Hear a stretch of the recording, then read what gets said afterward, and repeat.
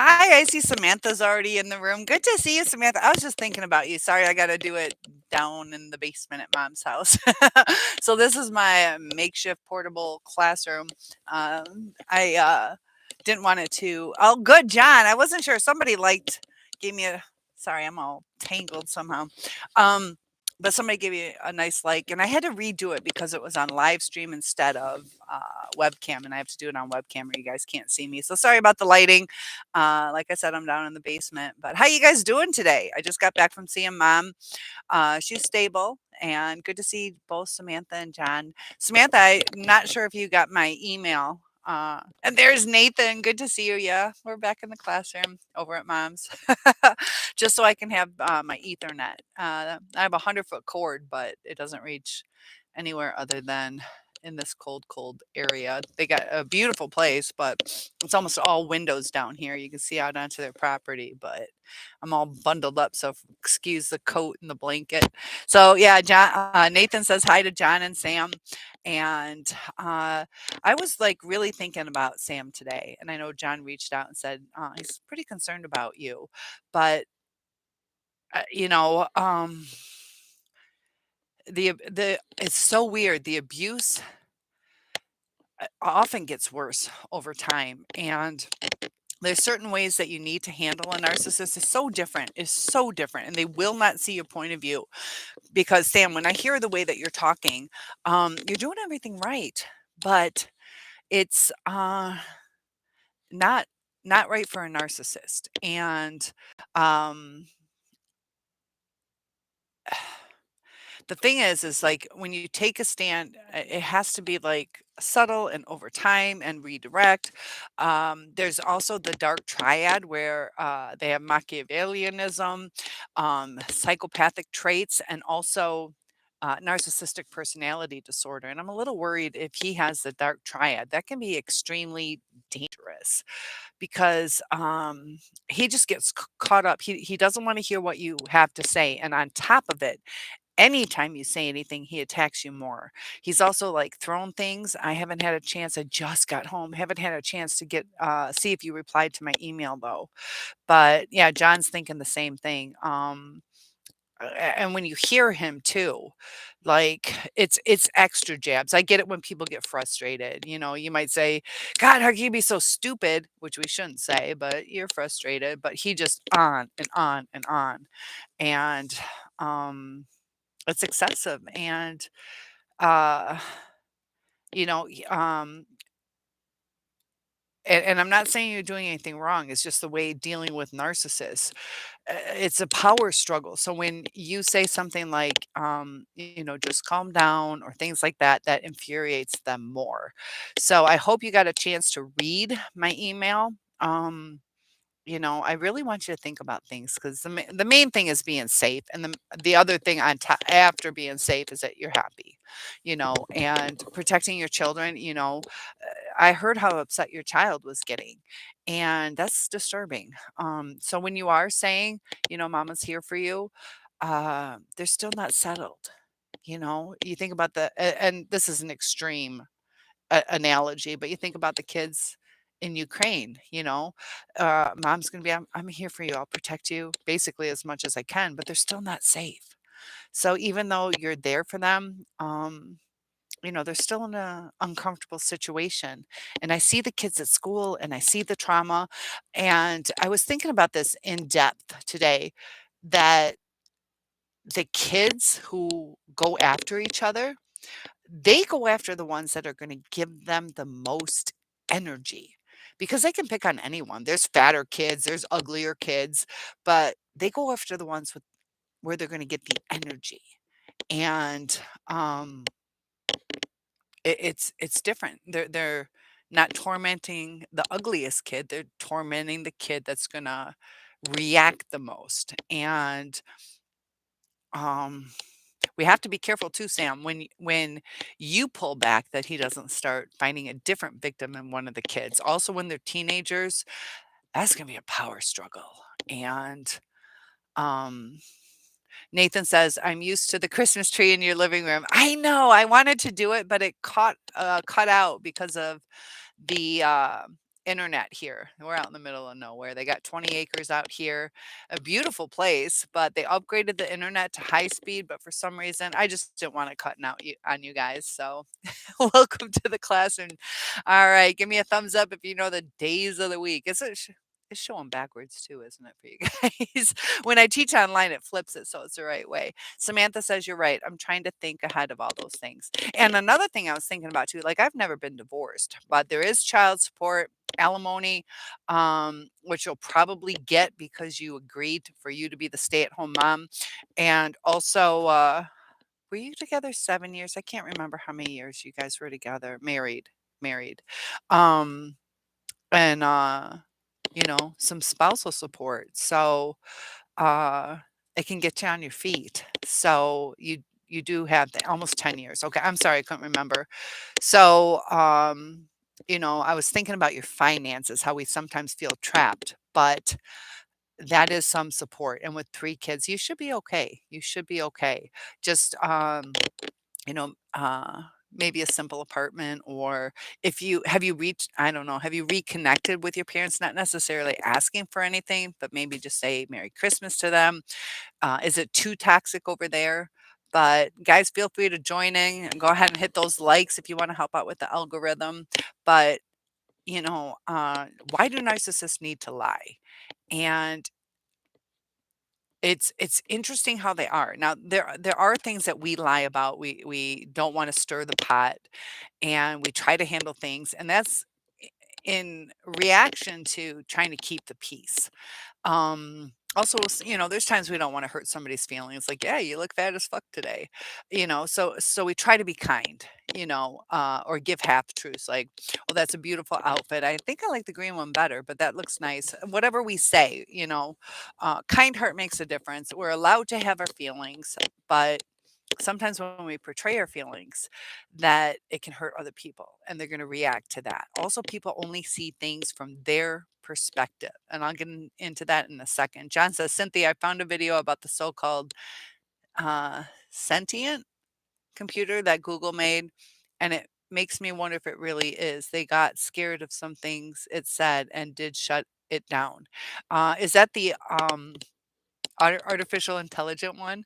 So, yeah, we were talking about that. That was pretty interesting, and you gotta think, what's this world coming to? We are all into not all, but, it's more of an instant gratification. We don't wanna wait for things. We're not developing relationships with people. We can basically mail order a boyfriend for the night through, Tinder or whatever the heck is out there. People are becoming more and more, away from the family. Uh, and, you know, um, there was one, I really want to do a video about this one lady who she wasn't bi, she wasn't gay, from what my understanding is, but she dressed as a woman for a year and a half. And the things that she had found, uh, living as a man just for an experiment, she actually committed suicide because of how horrible sometimes women are to men. And, the dynamics that we all have, like, there's a lot of focus on women, how, either, we need to be beautiful, we need to not have cellulite, we need to this, that, but we forget about men. Men have it pretty hard too. And there's Ebony. Thank you. Welcome to the classroom. I didn't want the computer to cut out, so I came downstairs. So I have an Ethernet cord.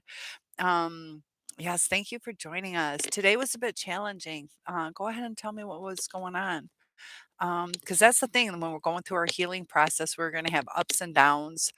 And 10 years, she was married for 10 years. Yeah. So we invest things. And, this is the part that worries me. It's not like the last year was really rough with Sam. She's like, it was never good. And that's where it gets hard. I also saw, it was kind of interesting. It's kind of something I kind of appreciated. Codependency. Sometimes you'll get a diagnosis that we're codependent. And the guy said there's no codependency without abuse. And it's actually somebody giving so much of themselves. They're kind-hearted people, and if it's welcomed, appreciated, it's great. But when it's taken for granted, now we got a mental illness. So some of it does have to do with why didn't we walk away? So there is some maybe self-esteem, certain things. John says, "True, Nathan. That girl I was with is only 31. I'm 61." And I also saw today, in my preparation time, that usually, like, the younger will go for money, um, like, older will go for sex, and yeah, 30 years, is possible. It's not often, the norm, and it's, I would say, something that you should evaluate a little more as a possible red flag. I have somebody 20 years younger than me chasing me. It probably will work out great right now, but in the future, and so I'm just not even going to go there. That we got to think about the future too. Um, and how do I say your name? Colibri, Cal- Colibri, Calibri, Calibri. I'm gonna call you Colibri unless you correct it. So good to see you from Seattle. I wish I knew how to say your name. I've never heard that name. Um, and John says hi to Ebony, 30 years. Brenda, good to see you. She's one of my friends. Samantha says that's a big difference, John. And that's the thing. Like, I can have great conversation with people of all ages, but relationships too, we have to think of somebody's intent. Like with my second one, she's 11 years younger. Like she's hit the jackpot. He's interesting and funny and all that stuff, but part of it too is she's probably like, "Cool, this works," and he's probably like, "Cool, this works," because she's younger and something to show off. A younger person liked him, to where also with the sliding versus deciding, where they just thank you for that thumbs up. I appreciate that. That helps with the algorithm. So Ebony was dealing with the rumination, just angry. I get it. Yeah. The rumination is when those thoughts just pop in our head. I've had it where you're having a great day and all of a sudden you're like, what the fuck? And you just can't get it out of your head. You start getting angry. And you said you kept envisioning him with his girlfriend, trying to get the pics I saw of them a month ago out of your head. I thought, why didn't he want me? Then I became angry again. Yeah, because it's like there's so many of us that have kind hearts. Obviously, they were attracted to us. What the fuck happened? And it's that narcissistic abuse cycle. I got another thumbs up. I appreciate that, or like whatever they're called. Thank you guys. Um, but it's that narcissistic abuse cycle. And we got a big heart for Calibri, and I hope I say your name right. Calibri? I'm not sure how to say that. Um, Wheeler says she want you back, John. John, I'll let you go ahead and answer, and I'll expand on that. So if you want to share your story, Calibri, I saw the two narcs in my building. I guess I made them nervous. The malignant one dropped whatever he was holding. I was stoic looking. Yeah, sometimes if you don't feed into it, that helps. Ebony says hi to all, and I love this. We have such a good group. That's why my sister invited me over for New Year's, and I haven't replied yet. But I think we need to have our New Year's party together because I really enjoy you guys. And that rumination, though, that's really hard. That's where, in the beginning, we got to go through it. That's why it's good not to look at Facebook or whatever people post on because that's going to ingrain in our heads. We're going to start evaluating, is she prettier than me? And the thing is beauty's different. I told you about my growing up. She's not my best friend anymore, but growing up, her husband was like, you know what? Like, and I used to model. He's like, Your body disgusts me." And she was chunky with rolls and overweight, not fit, overweight. And he's like, "That's what I like." So I disgusted him that, what you should be in society. And it disgusted him. So we can't sit here and compare. Am I prettier, uglier? Because everybody has different things, that they're attracted to. And prettiness isn't what matters. And we try to see what went wrong. It's not us. Like, we could get a full makeover, we could get a boob implant, we could get a new job, a better house, and it's just a cycle of abuse. And it's something within the narcissist. They will destroy everything. Calibri means hummingbird. Oh, that's cool. Yeah, we got hummingbirds at my mom's, and you happen to have lots flying into your patio to get fed. How beautiful. I love that. I didn't know that. In what language? In what language is it? I'm gonna say Japanese. I don't know. It's probably something way off. Samantha says, "Me too, Cynthia. My first boyfriend was 14 years older than me. I get along with everyone." Yeah, I can get along with them, but it's a smart choice to be with somebody like that. Oh goodness, you guys are typing away. I see the word Viagra. I will come to that in a second. Um, yeah, you know, it's tempting, like it, I don't know, but I just think like I don't know how that's going to work out. Mahogany is here. So hello from everyone. I'm sure they're going to start saying hi to you. And Nathan says from me. What was I don't know the word Viagra. What's from you? Um okay. Nathan says my ex narcissist is with somebody 10 years older. Yeah, and a lot of times and this is a thing.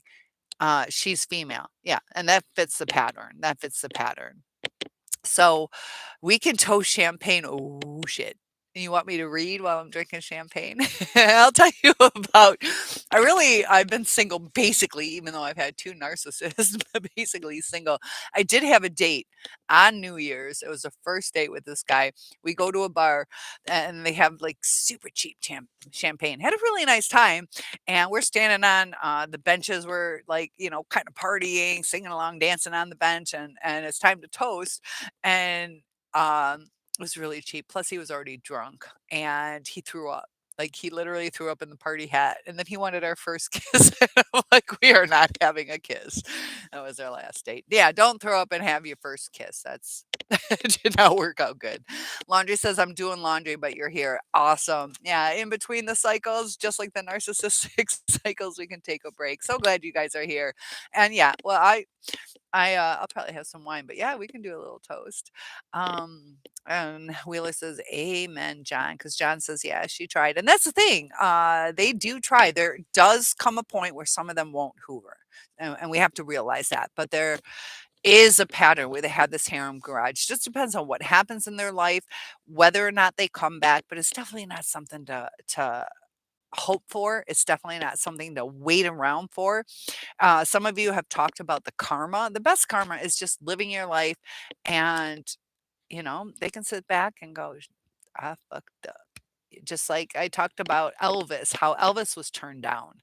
Um, Turned out to be the king of pop. And I'm sure those producers are like, holy shit, we fucked up. Have your ex like, yeah, I shouldn't have done that. And um, unless they change, Samantha was with her man for 10 years and he's not changing. And I get scared that they're going to get worse. Ebony says he never hoovered me though. He did accept let me kind of scroll. Brother-in-law's Facebook friend request. They like to do that because that's a connection to either use them or get information or just in case they ever want it. Also curiosity, let's be real. Um, your brother-in-law requested him while we were together and he unfriended him. Oh, he never hoovered. He did accept your brother-in-law's Facebook friend request earlier this year, uh, based on being requested earlier, and he unfriended him immediately. They love to unfriend. It's kind of reminds me of the kids at school, like, "I'm not your friend anymore." And it's like, "You guys are friends, you're gonna make up tomorrow." But that's a jab back, like, "Fuck you." And they don't know how to cope with it, and they don't know how to appreciate, like, maybe he couldn't be with you, but, your brother-in-law is a dude, so dudes can hang out, there's no problem. It's Italian. Is it really? Hmm, it's Italian. Okay, that's cool. Brenda says, "My soon to be ex-narky." I love how you did that.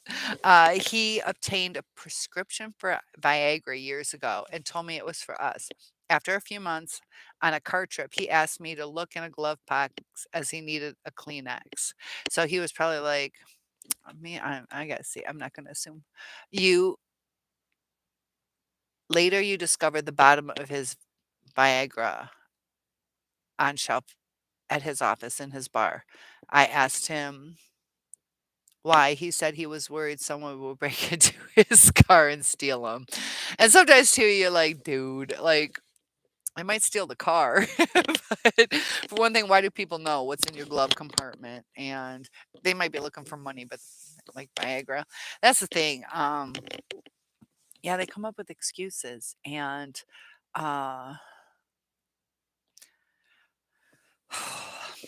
oh my goodness. Yeah.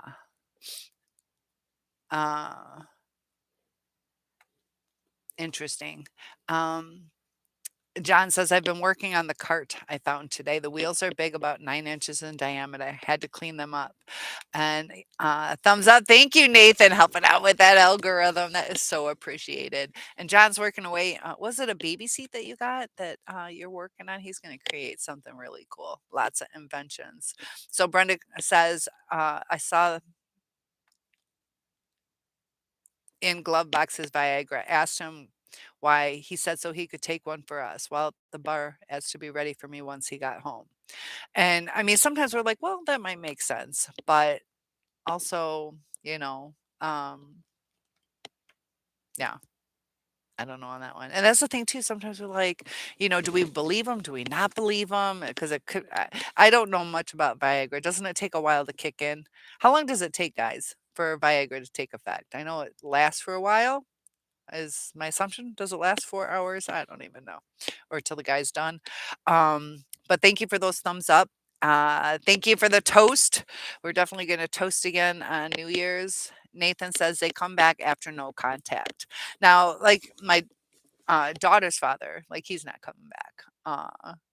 You know, I mean, who knows? Maybe if he loses everything and needs a kidney, but um, yeah, a lot of times they do come back. If the supply is low, if they think the door is still open, other mitigating circumstances like, yeah, are people going to accept that? Because if the outside world, like I said, when I first one badmouthed me so much that they're all going to think he's an idiot and image is important to him, so he's not going to fight for it. Narcissists, a lot of times, some do fight, some don't. But yeah, Brenda, that's crazy. And JG, hi Brenda. He goes, that's consideration. Ha. Yeah, he always wanted to be prepared for you. And Brenda says, yeah, I know. I sure picked a winner. And John says, mine tried, but I wound up having to file a police report. And sometimes too, that's what shuts it down. You're like, oh shit. And mentioned her to the attending officer. They did an investigation. Ebony says, because of course. Calibri, the malignant narc stalked me yesterday. When you were in your car, you were looking at him. He really looked stupid and even followed me to my door entrance, tried to start a conversation. Sorry, that's true. Sometimes too, another like, thank you guys. You guys are helping with that algorithm. But all of a sudden they pop up. You're like, what? All of a sudden they start getting pedicures so they can see you at the nail salon or whatever. They'll do whatever just to have that opportunity sometimes to start a conversation. They can be quite pushy, forceful. Um, and yeah, the stalking's not cool. Calibri, how long were you guys together? How long have you guys been apart? Brenda says he shares everything at his bar and grill. Um, do you mean the ladies, or do you mean his Viagra, or um, hmm, expand on that, Brenda? Uh, Nathan says, really, John? John says, turns out it was a utility cart, not a baby seat. I researched it. Okay, so good thing you don't have a kid. Oops, sorry, baby. Yeah, those are way different. Uh, Never took it, don't need it. And um, that's one thing that I'm the shit. I'll tell you, I'm the shit. Both of mine never fucking needed it with me. But I did my first one. We were off, and we were supposed to get married and then didn't. And then we got back together. So I was supposed to move back in. So I'm cleaning up and I see this, what is it? I wanna call it goat weed. I can't remember what it's called, but it was like a male enhancement performance thing, and I'm like, "Hmm." It wasn't I didn't buy it for him, and then the other one too, um, I found out about his situation, and he never had problems with me, but with her, he was buying that shit. So, I think they're with the wrong fucking person, but they can find out about that because it's just stupid. The other thing too, I do wanna get into this is, because I keep saying that, my second one was like, "You're my meth." My addiction, he craves me, and we have great conversations, but he went with somebody else because she's younger, she's got the kids. I told you the dynamics, how she replaces the ex-wife and the daughter because she's in between those ages. Also, her son replaces his son moving out, and, just the dynamics of the outside world was too difficult for him, so he went with something easier. Went to great extremes to not lose me, but didn't go to the right extremes to keep me. But he moved on. I think they did the sliding versus deciding. She helped him get a house, and it just various factors led to it. But you know, and I've asked him, "Is it better with her? Do you feel what we feel?" He's like, "Oh, never thought about that." They don't think about what they feel. It's different. It's not a feeling to them. It's what's easier, what life brings. And that's something to think about when, uh, you start self doubting. Um, it's not about you. It's not about you. So JG says never needed it. And Brenda says, I think about an hour. Okay, but not sure about if mixed with alcohol and cocaine. I wasn't the chickie in his bar. Yeah, and doesn't cocaine also inhibit? That might be why he needs it because he's using cocaine. I'm not sure, but I think doesn't cocaine either last forever or it doesn't last. I thought it inhibits the correct direction. Nathan says in the new year they try for more supply. Um, the height, of the holidays, the excitement, the pressure, the stimulation, the chaos, and then back to normal. Also, they're curious, "What did you do?" So, yeah, a lot of times you'll get those hoovers, and John says, "She better not." Uh, Calibri says, "He." And, Nathan says, "Same here, Cynthia. Doesn't take baths." Um, so yours doesn't take baths? Your ex-narc? Sometimes, yeah, some of them can have poor hygiene. They can be lazy. Mine were extreme clean freaks and very professional, so it can be either way. Lily says, "Hi to all. There's Lisa. Good to see you. Ebony, any tools for how I can overcome the thoughts and feelings? Also, those feelings of inadequacy. Why didn't he want me?" Excellent question. Thank you, Ebony, for asking that. How do we overcome these thoughts? They pop up out of nowhere sometimes, and we have to redirect. We have to focus on things that we like about ourselves, things that other people like about us. We have to believe in ourselves, and it's hard. I was researching like hermaphrodites, and some of the things that stood out, like they're kinda unique, and they felt lost, not accepted, and I just started thinking about the hard life that they go through, but those are just body parts, and for them to survive, they have to believe in themselves because, sometimes outside validation isn't gonna do it. So, I always say, "Look in the mirror and just tell yourself you're the shit," and we have to change our thoughts because our thoughts become our actions and our thoughts become our words become our actions become our destiny. And instead of self-sabotaging your day, you have to empower your day. And it takes energy. And when you're down and out, you don't want to do it. You have to refocus, you have to keep busy. And instead of thinking, why didn't he want me? We have to change. the wording to "he lost me. He lost the best thing that ever happened to him." Instead of and it's just a word shift, a directional shift, and we have to do that.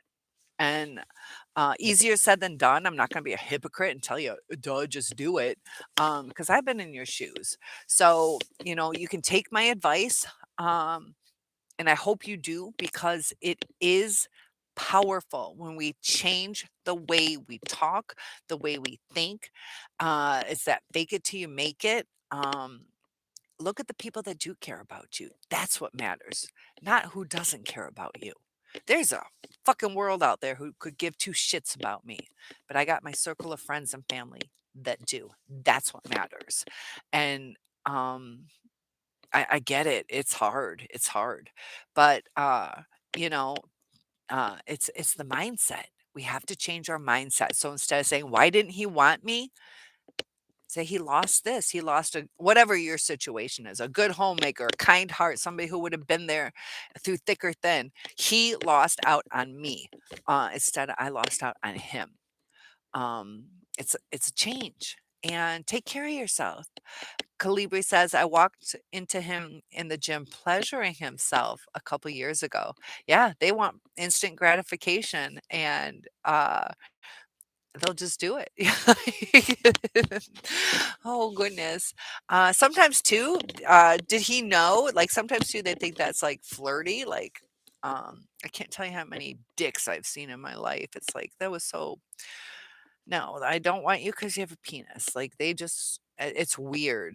Um, so either he just wanted instant gratification, didn't care, what was around him, or he was trying to show off, or just get attention. Negative attention is, to them, positive. Doesn't matter if it's good or bad. They're either gonna be the best of the best or the worst, but they're the best at being either. They don't wanna get lost in the middle. Ebony says, "Hi." So does John to Lily. Lily says, "Hi" to Ebony. I know you're gonna say hi to John too. John says, "I'm fully focused on myself, projects, and especially my wonderful pets." I have an update on Dixie. Dixie did not vomit today, so that's good. And our pets get us through the hard times. Lily says, "Hi" to John, Gigi, JG, and Brenda. Good to see you too, Cynthia. Good to see you. Calibri says, "I suspect the narc is a closet gay guy. He is obsessed with me." Um, Calibri, can you let me know if you're a guy or a girl? Um, but I want to do more research on that because there is something. Is your some people say that all uh, narcissists are secretly gay. I'm not at the point where I can say that as far as that being true. Um, I know they were curious about anal sex, but I also heard too today when I'm doing my research, like women are getting sick of men, just in general, all the stuff we go through. And that's kind of why they're switching over. It's like, fuck men. Why not be with a girl? There's a lot of things going on with that. I've seen a lot of people say that they believe that. So I don't know. And you got to think about it too. It used to be illegal to where you'd be jailed for it, ridiculed, kind of tortured in a sense. Now it's a little bit more accepted. Not everybody accepts it right now. So people do keep it on the down low because you know, it's interesting. I'm not sure. Could be, could be. JG says, Lily, cat human with a beer. Ebony, I'm trying not to take rejection personal. If I can overcome that hurdle, I think it'll be better. And we have to understand that narcissists, just they're going to devalue anything. It doesn't matter how good or how bad you were. So, um, don't put your validation of who you are in your narcissist. We, in a healthy way, need to bring it from within because the outside world isn't really going to give it to us. Some people do, and it's hard because we do want to fit in. We do want to, but we have to believe in ourselves. And maybe there's going to be somebody who's going to cherish you. And I get it. I have my insecurities and when I think about my insecurities, I think about my strengths instead, and that'll help get you through. Kalibi says it was a teeny weeny. He was playing with it on the lining of his shorts. Yeah.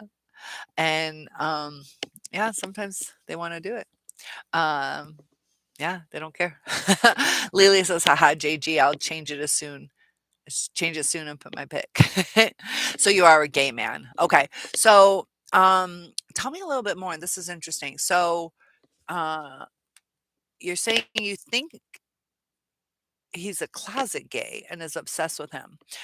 So is this just a buddy friend and now he's kind of flirting with you and um you're having difficulties? And I'm talking like an asexual relationship, but you think he's gay and doesn't know how to deal with it.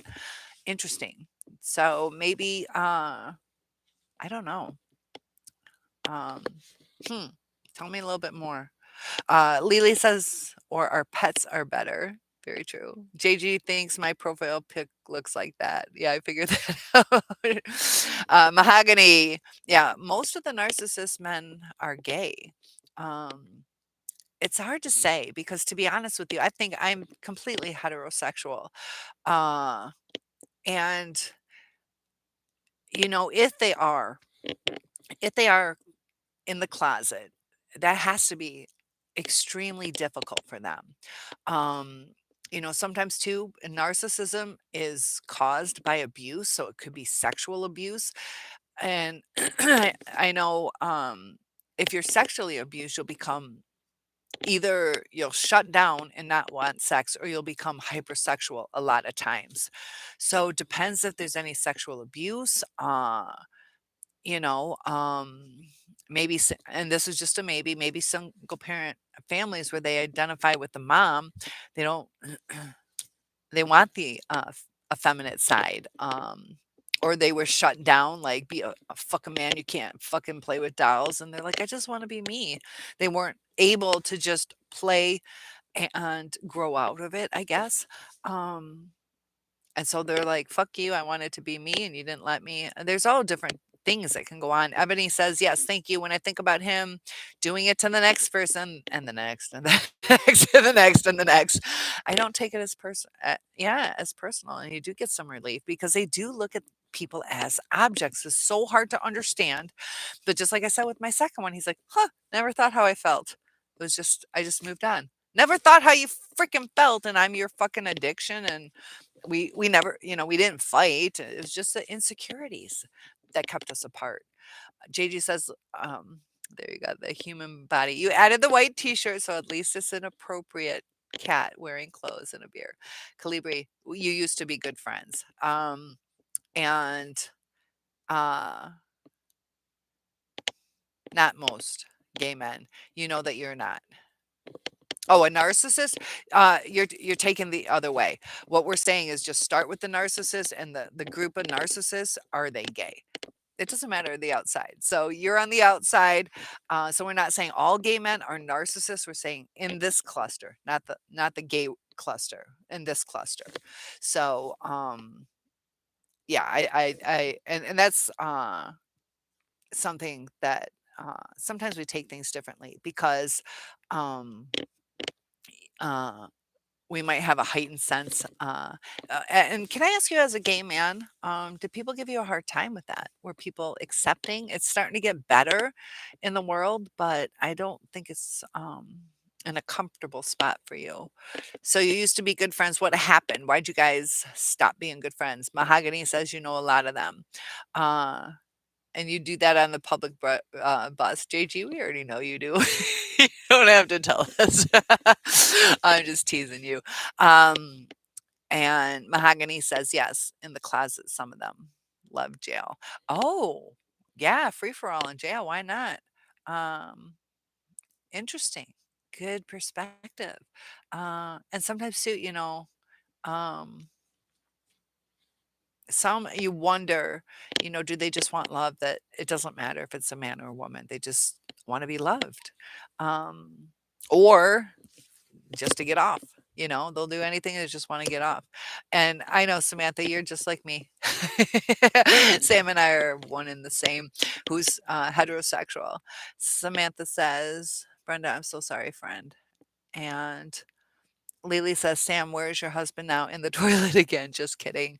Kalibi says, "I just look like an old man." So do you think it's, that, is he much younger? Is the person much younger and you think that they're just, into looks a little too much? Samantha says, "Lily, haha, no, he's in the bedroom with kids playing video games." Gigi says, "Brenda, damn, sorry to hear." So at least he's entertained playing with the kids. That's good. Video games it's interesting for children. It's a stress relief for adults. It causes higher stress. And I know me, yeah, I get like when I did the Pac-Man, I was stresses me out. So I wonder too, you know how they have the different medications like Ritalin, if your brain is however it goes hyperactive and you take it, it calms you down, but if it's not, it goes the other way, or maybe that's Adderall. But I wonder, and I haven't studied this, narcissists as a grown-up, I wonder if they have the calming effect of video games because uh emotionally they're more in the childlike state. That's something to kind of research. And you're proud to be gay and you respect yourself. I shy away from people who display bigotry, and that's smart. You know, it's sad that we can't be accepting of everybody, whether it's race, religion, whatever. It's a dangerous world out there, So I'm glad that you're proud to be who you are, and we all need to be proud of who we are. So if you were asking about certain things, how do I empower myself? How do I overcome this rumination, the negative thoughts that we're having? Don't look at social media, whether it's your ex narcs or whether it is, everybody displaying all this bullshit that they're displaying. Because I know on the inside, I talk pretty much to everybody. I'm kind of like in research mode. I'm also like very outgoing. I'm very non judgmental. Because even if I don't agree with you, I'm not going to judge you on it. I do what you want to do. I might not agree with it, but it's okay. It's your life. And so I talk to a lot of people. People really do open up to me. And I see they tell me their pain. They tell me, I fucking hate my fucking husband. And then they're like, "Oh, it's my sweetie's birthday today. I couldn't be more thankful." And I'm like, what the fuck? It's all bullshit. And, so looking at these sites, you're like, man, like, she's not even as cute as me, and she's got this great life, or they don't even have as much money. They're taking these trips, and um, it's all a facade. They might take those trips, but that doesn't mean they're happy. You know, um, narcissists are always unhappy. They don't have the neurons connecting to the neurotransmitters, so they're always going to be empty. And John says one of my best friends is transgender.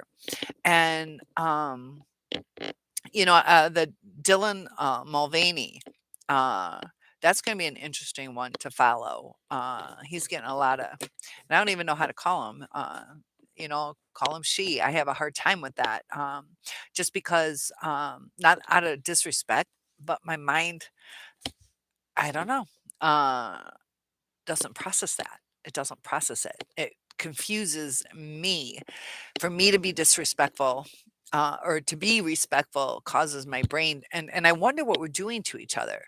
Like, Calibri says, "I'm a man and I'm gay." That makes sense. Um, but, uh, they talk about body dysmorphia. I haven't decided to cross that line yet because that's gonna be a big line, because everybody's very opinionated on that. But, regardless of who we are, we have to love ourselves first. Brenda says, "I did go to my doctor and got checked for all STDs. Then I refused to have sex with him. Didn't feel like a person, felt like a very used blow up doll." And that's what you can feel. That's the shittiest fucking feeling. Um, because, s- sex is supposed to be like intimate and beautiful and a connection. Otherwise, we'd just be fucking everybody. Why not just fuck everybody? And the STDs, like that, is something to be concerned about. Pregnancy, things like that. Um, and yeah, if you don't feel the connection, you know, uh, it's almost like a rape in a sense.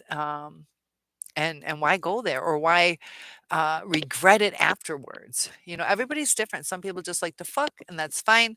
But if that's not who you are, um, it if it's going to make you feel like a blow up doll, you're going against your boundaries, your standards, and that's when it's toxic to you. So hold your ground. And Brenda, yeah, it's smart that you went to the doctor, know what's up, and you say you didn't feel like a person. That's not who you should be laying down with. Um, so I'm glad you know your self-worth, that you refuse to have sex with them. So kudos to you. Lily says, me too. I'm very accepting of whoever someone is. My 16-year-old daughter is bi. It's cool that it's accepting and open in the kids' era now. Currently, she has a boyfriend, so who knows? Either way, love is love. It is easier now. It is easier for now. Um, and it is more accepted.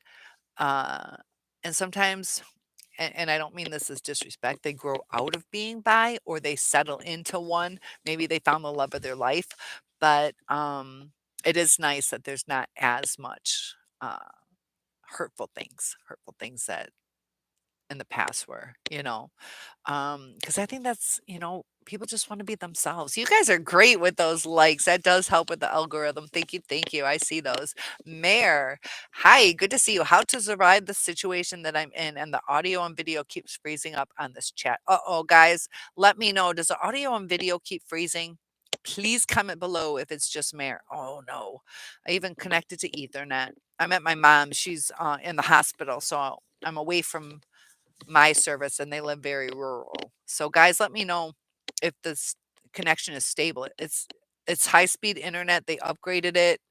Uh, uh, I don't know.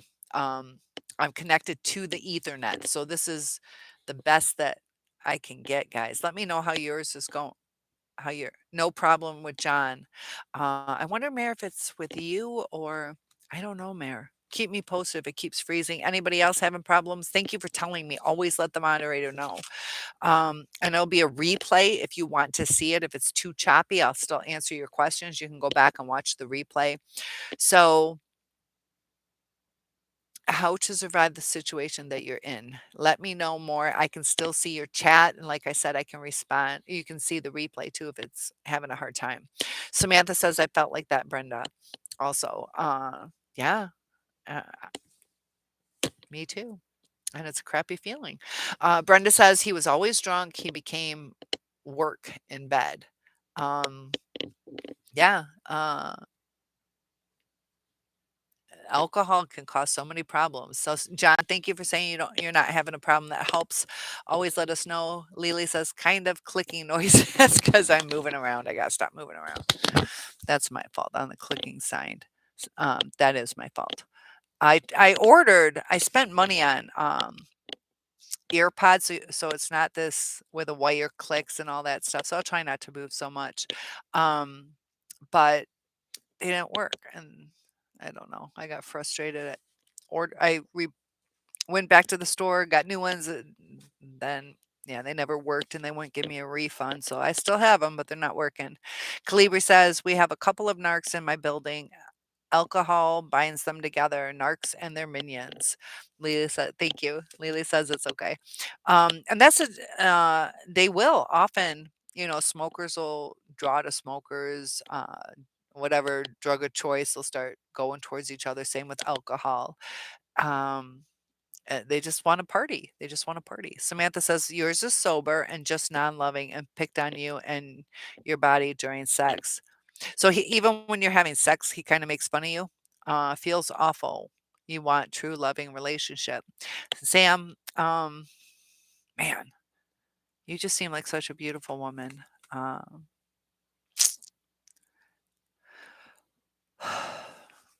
I get where you're at now, but think about 5, 10 years from now.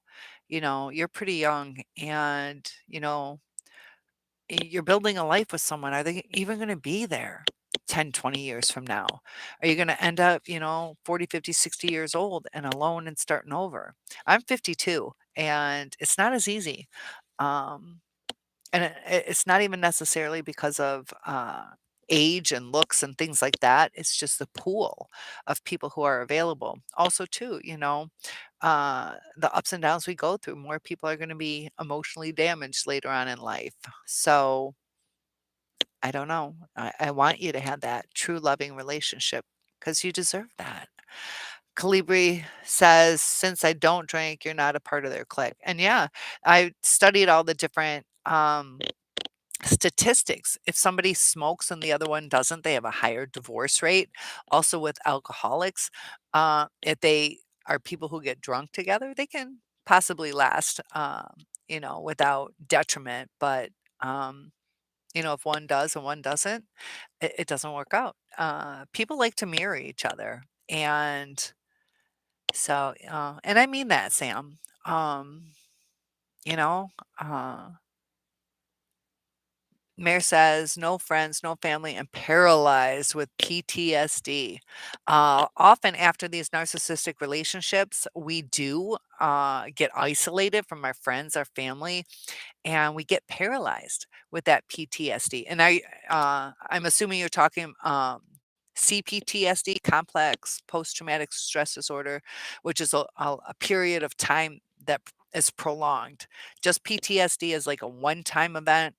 Uh, like witnessing a murder or a car accident or when I caught on fire.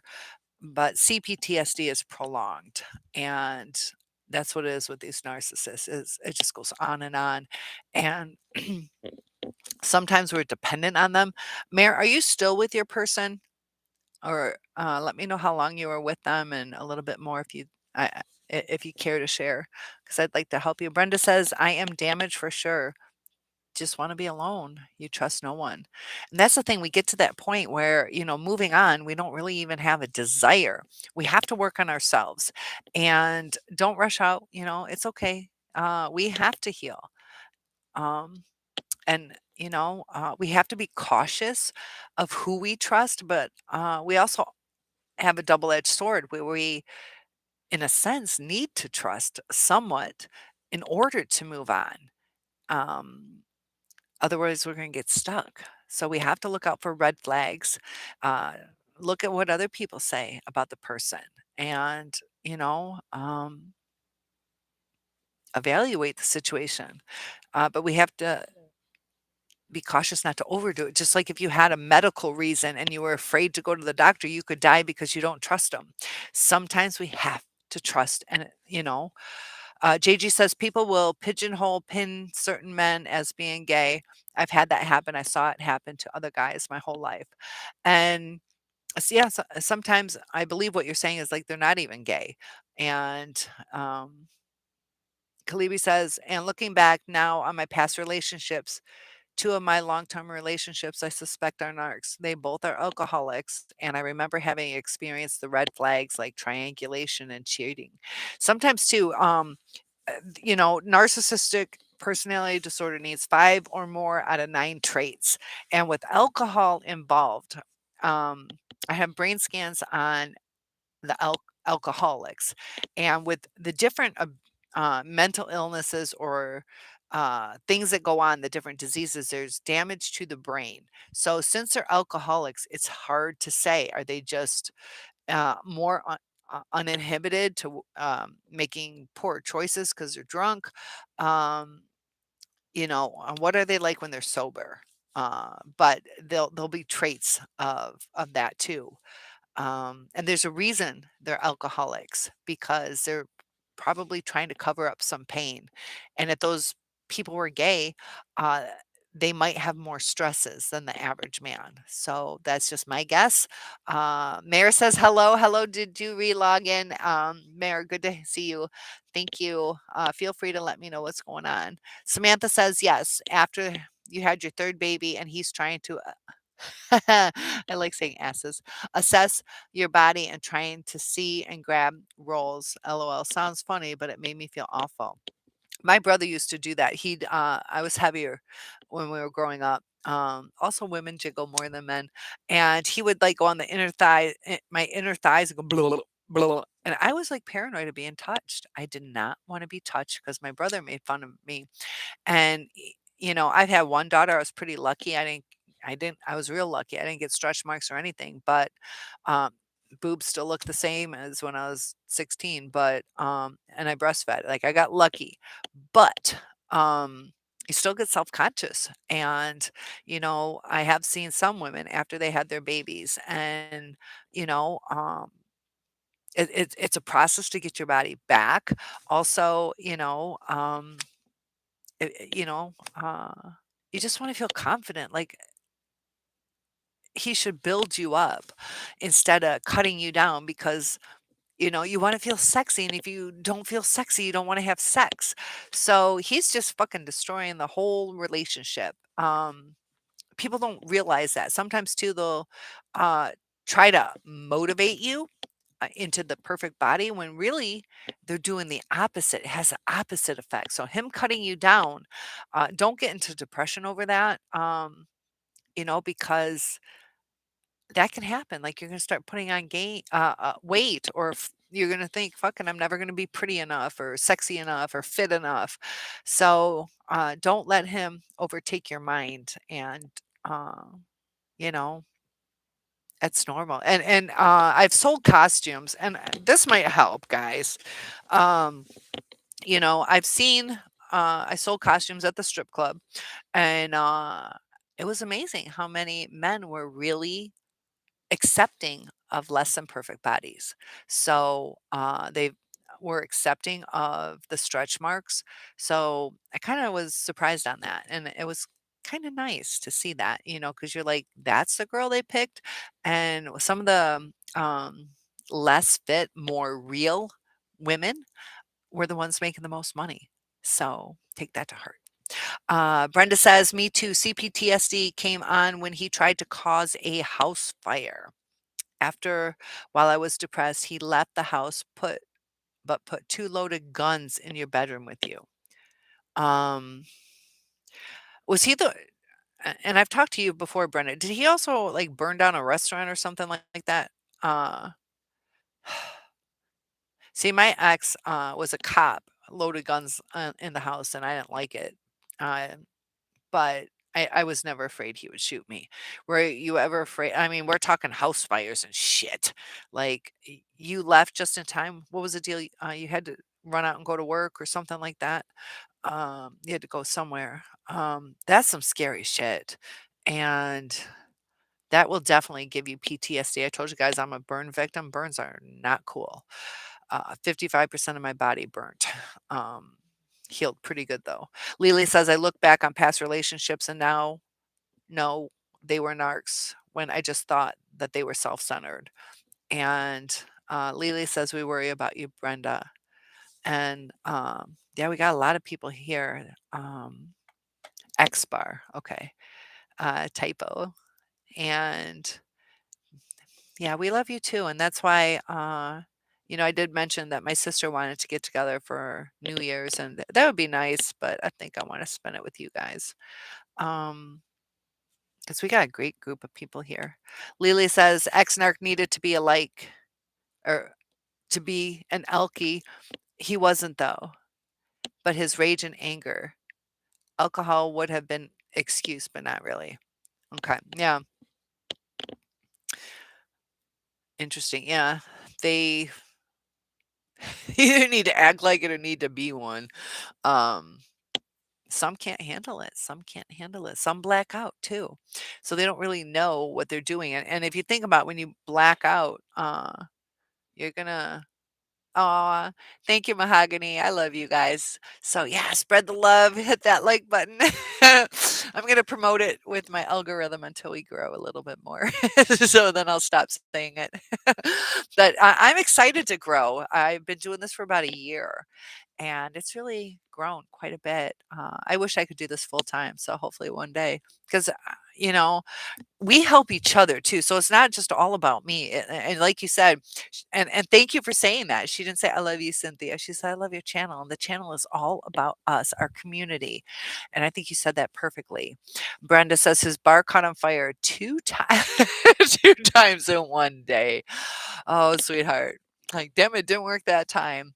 That right there should be a sign. Uh, Gosh. What did the insurance do about it? I used to be fraudulent claims at State Farm Insurance until they moved across state. I did that for a while, but yeah, there's some scams out there that people try to do. A lot of times you'll see through it. There are investigators that see. Um, Mayor says problem could be on your end. Would you please address what I wrote? Uh, yes, I will address what you wrote, but it might not have come through when you had to relog in because I see hello and the other stuff I see is for Mayor is that it's glitchy. So you might have to retype it because it's not showing up in, it might not have gone through because I don't see it. So Mayor, I would love to address it. I will get to it as soon as you type it. Um, so Mayor, please retype it because it's not in the chat. Ebony says I stepped away, but I'm back.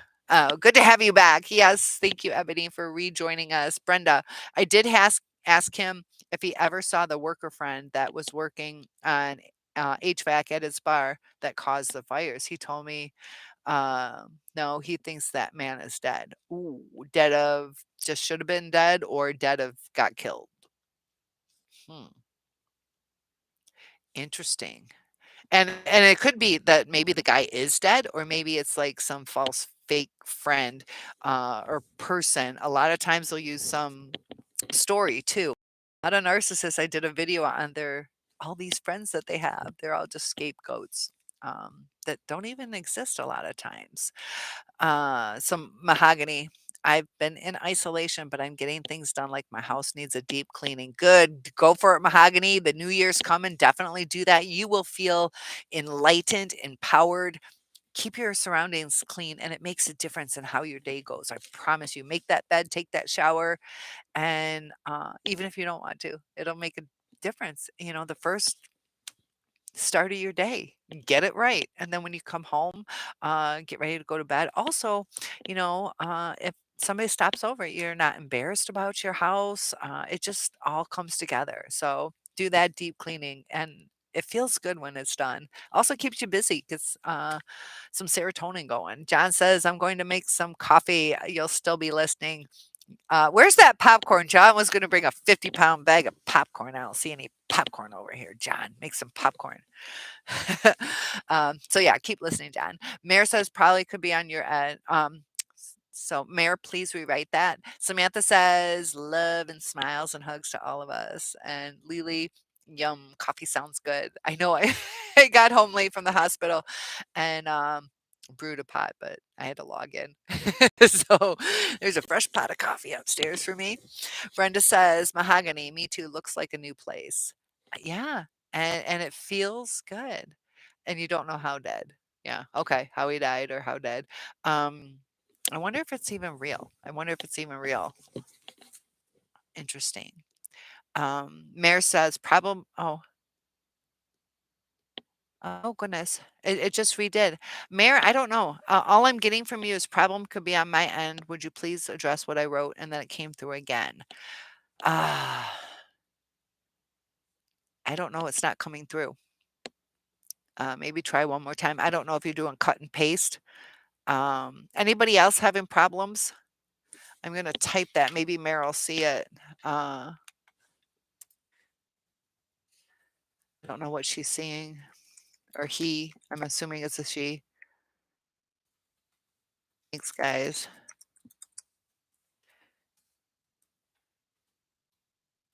Challenge. I type fast, so it might have errors. Um, Mayor, please rewrite them. I'd like to address them. Oh goodness. And you can also reach me at. I'll do this for you guys.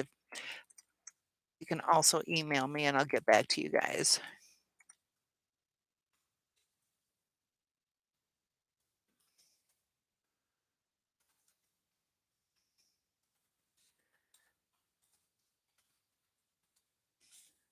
All right, you guys are so patient. Um, so Brenda, do you talk and have to keep in touch with him? He sounds like a loose cannon. Yeah. What is the situation, Lily? Refresh our memories. Did you guys break up? Uh, I know. I want to say you guys broke up. I've known Lisa for a little bit. Sometimes it's hard keeping a little bit of stories straight. I catch on eventually. The more I know you guys, but he says, I have a second appointment with your therapist tomorrow. She understands trauma, so hoping I get the help you need. And that's the thing. Make sure they know about narcissistic abuse. If they don't understand narcissism, they are not going to understand you. So that's where it's really important. Because we got to remember too that they're seeing things from one side. They're not going to really understand both sides. So sometimes too, they might be, well, and in a sense, we do start having low self-esteem because they cut us down. So, you know, there are things that we can work on, but we also, what's so important is we need to have our feelings validated, and we don't need them cut down at this time. Uh, because we don't want to hear, that we were at fault. We were reacting. And granted, we should have reacted differently. But like I said in that thing when I was doing my research about the codependency, how that guy had a good point. He's like, there's no diagnosis of codependency without the abuse. So you're just a good person and you're getting this diagnosis of codependent. And granted, we do start doing that, but it's because we stuck in the abuse too long. And a lot of times we can't see it. We can't see it because of the um crazy way they handle us. And Horseman has joined us. Horseman, how are things going? Safe at your new place, all that good stuff.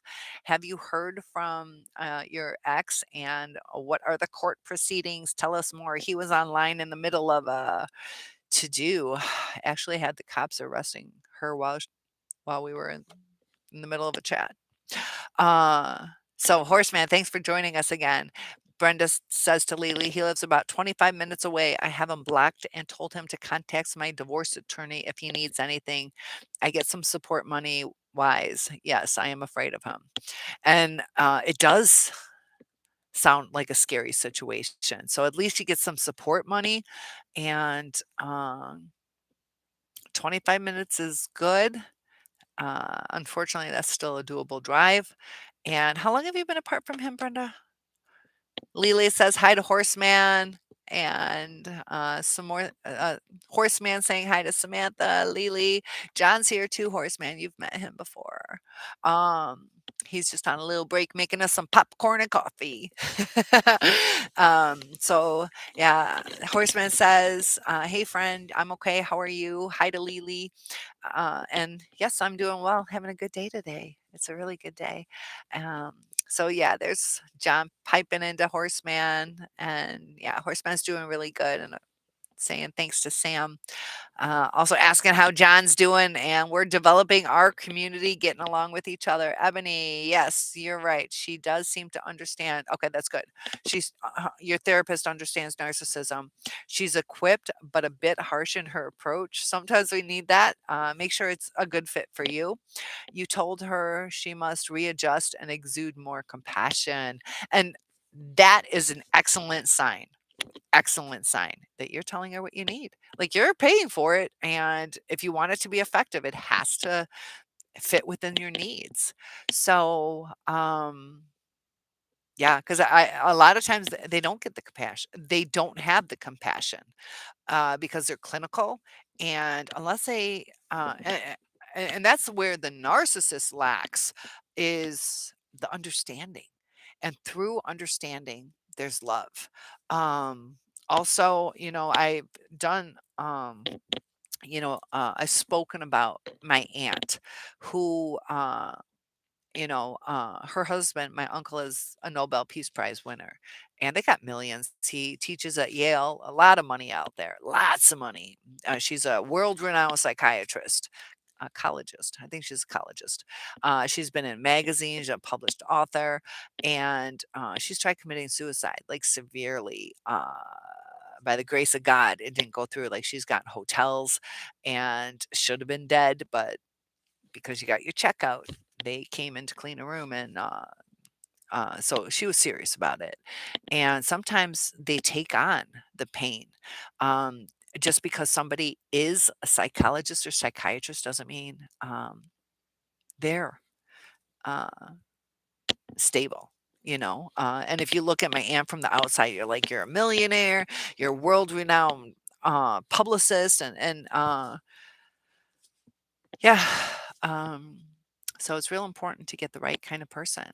And sometimes people can give advice, but they can't take it for themselves. But if they specialize in narcissism, that makes a huge difference. Brenda says he has been buying our adult son big ticket items and other things to hide money from you. So no relationship there. Is he trying to buy your son though? Um, some, hmm.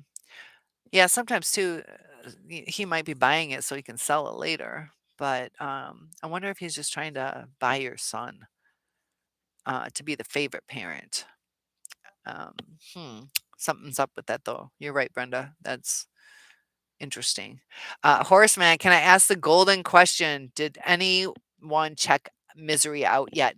I tried to. I tried to. I got to figure out how to get my internet on my TV. I used to have it, and then it my TV died, so I bought a new one. I don't know how to connect it. It doesn't give me an option. So I did try, and I'm at my mom's right now because she's in the hospital. So I'm staying at her place because it's closer. It's 3.5 hours from my house. It's an hour and a half from here.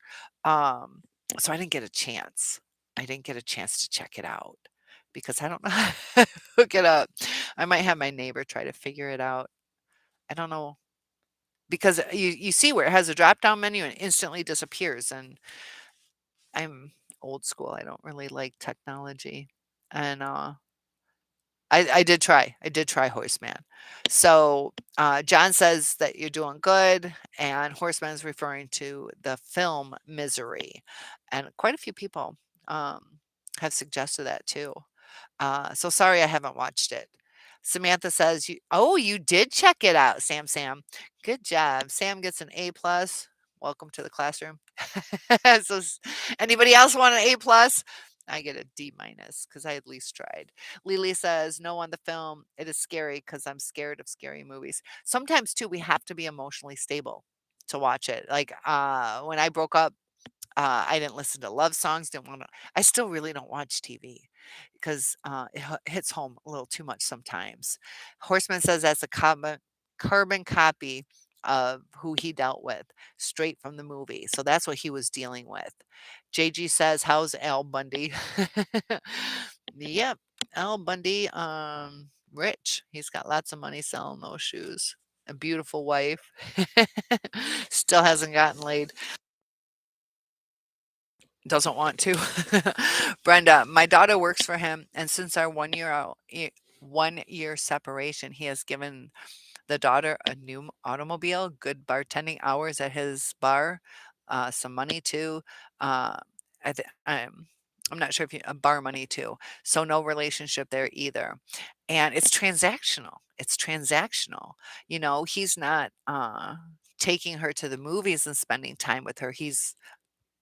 Um, it's transactional. Their love is transactional. Um, yeah. So that's crazy. That's got to be hard. Horseman says, not scary, Lily, but shows you what lengths controlling people can go to.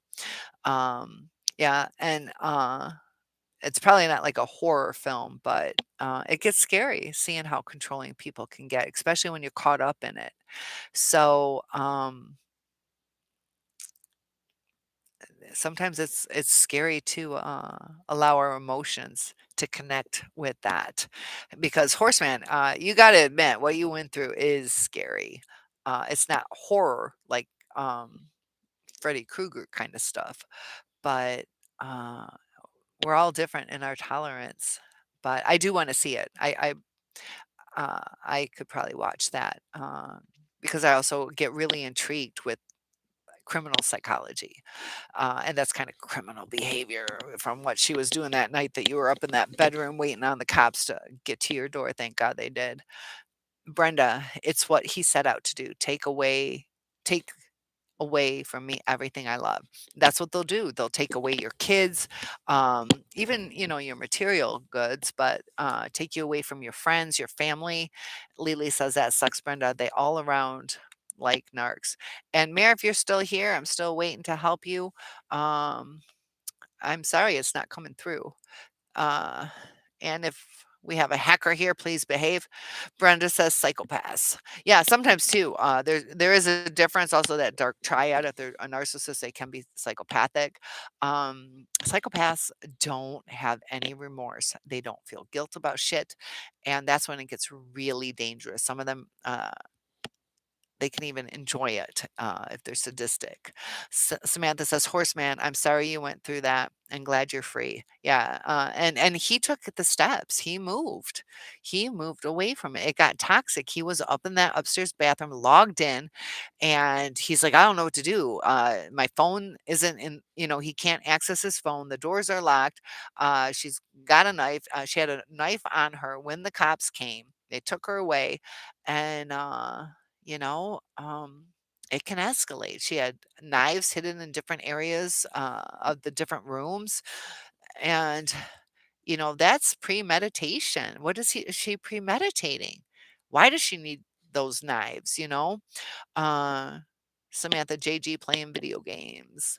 Um, Lily, yeah, Sam's husband's busy playing video games. Lily, I dated a psychiatrist years ago. He was absolutely nuts. Very handsome though, but nuts. They can be. They can either be eccentric or paranoid or off the wall crazy. And sometimes too, when you got to think about it, just like people in jail, they can get little um tricks of the trade, like, "Oh, this might work," or they might hear some crazy like, "I have a sex addiction and I like this," and they might be, "Oh, I never would have thought about that."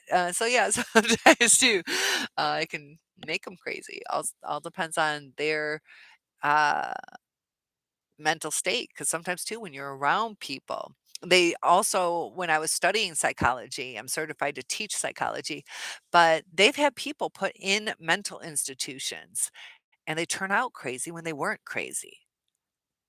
And that's really sad. There's some stories of, whether the child was just disabled, like physically, or just a hassle, and the parents didn't want them. And that's where they put them. They turned out crazy. You're a product of your surroundings sometimes. So Samantha, that's why I want you guys and the other people too. Watch out what you surround yourself with because Samantha, eventually you're going to start getting snippy and short. You're going to react to things and it's going to change you. And I adore you who you are now. So I'm just saying that. So Lily, thanks for sharing that. I bet that was kind of trippy. Ebony says she shouted, "He does not have the capacity to even understand the pain he caused you. Thank God he's out of your life. He's a liar and will dump the current girl as soon as she no longer serves him." And yeah, sometimes too, it's like we're done with the shouting. You don't need to shout it. And yeah, she's sometimes too, they wanna get their point across, but, it's almost like she's, kinda saying, like, "What's wrong with you?" too, when she's kinda talking that way, like, "Get it into your head, get it into your head." Um, she's right on her statement, you know, and they don't have the capacity, but yeah, let her tone that down a little bit. She shouldn't be shouting at you, just, you know, uh yeah, hopefully it works out, but it's okay to get a different, therapist. That's the thing, sometimes finding the right therapist can take some time.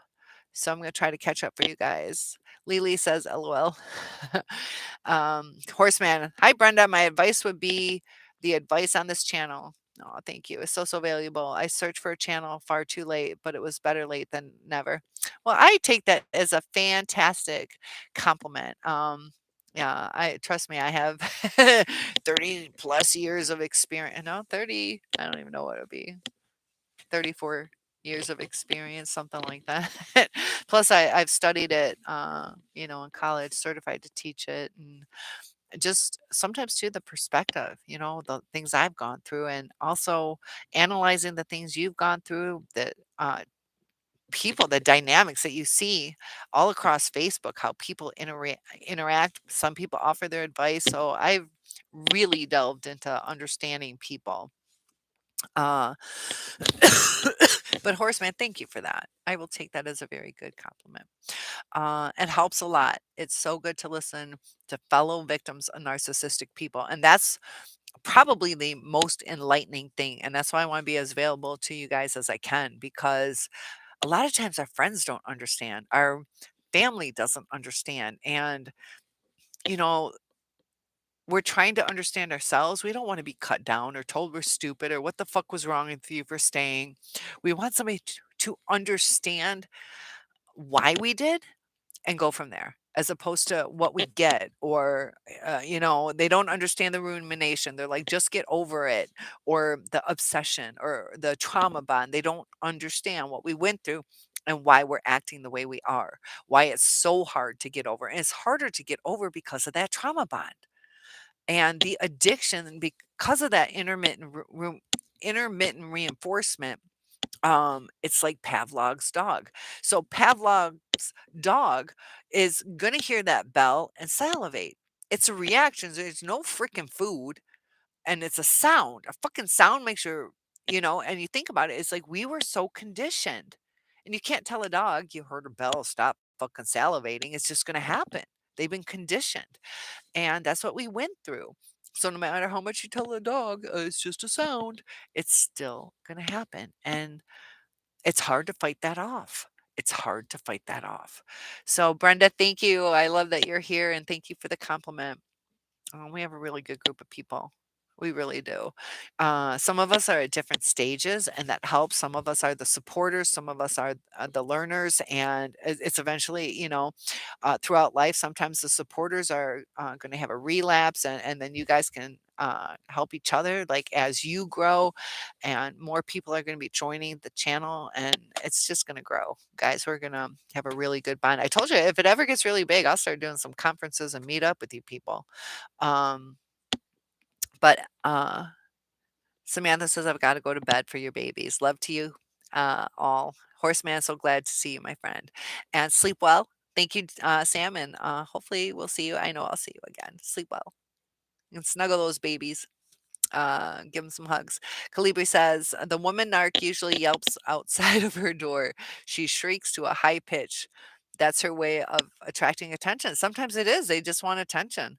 They'll do some weird things because they act like children sometimes. It's like a mating call.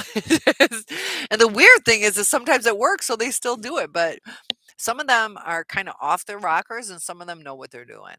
Um, so sleep well, Sam. Thank you, Kalibi, for adding that. John says Cynthia has really helped me so much. And thank you for that. You've been a great support. Lily says, take care, Sam. Uh, JG, you get railroaded. You do. You definitely get railroaded. You're going along, things are great, and all of a sudden your life's destroyed. Uh, and it's sad. It's sad what happens. A lot of us get trapped. Um, we get isolated, and they do it on purpose. So, they turn people against us. Ebony says, yes, Horseman, it does. It's jarring when you hear how the patterns are basically all the same. It also reinforces the fact that they're imbalanced, broken ones, not us. Yeah, if you see the patterns, we can almost all say, what's number three? Yep. That's what number three was on mine. It is such a pattern. It really is. And that's why when some of us get sad about the new supply, check this out. We were all the new supply at one time. you know?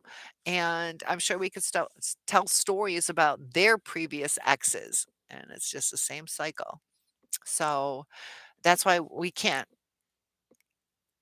put our value into what they think about us or why they discarded us, you know? They're seeing things uh, emotionally like a child, and the children are like, "I'm not your friend anymore over something stupid. You won't let me hold the pink pencil. Fuck you then. I'm not your friend." Over and how deep is that? You know? That's the depth of it. Let me scroll down. And I wish, Mayor, I wish I could I hope you relog in because I know you have something important you wanna talk about.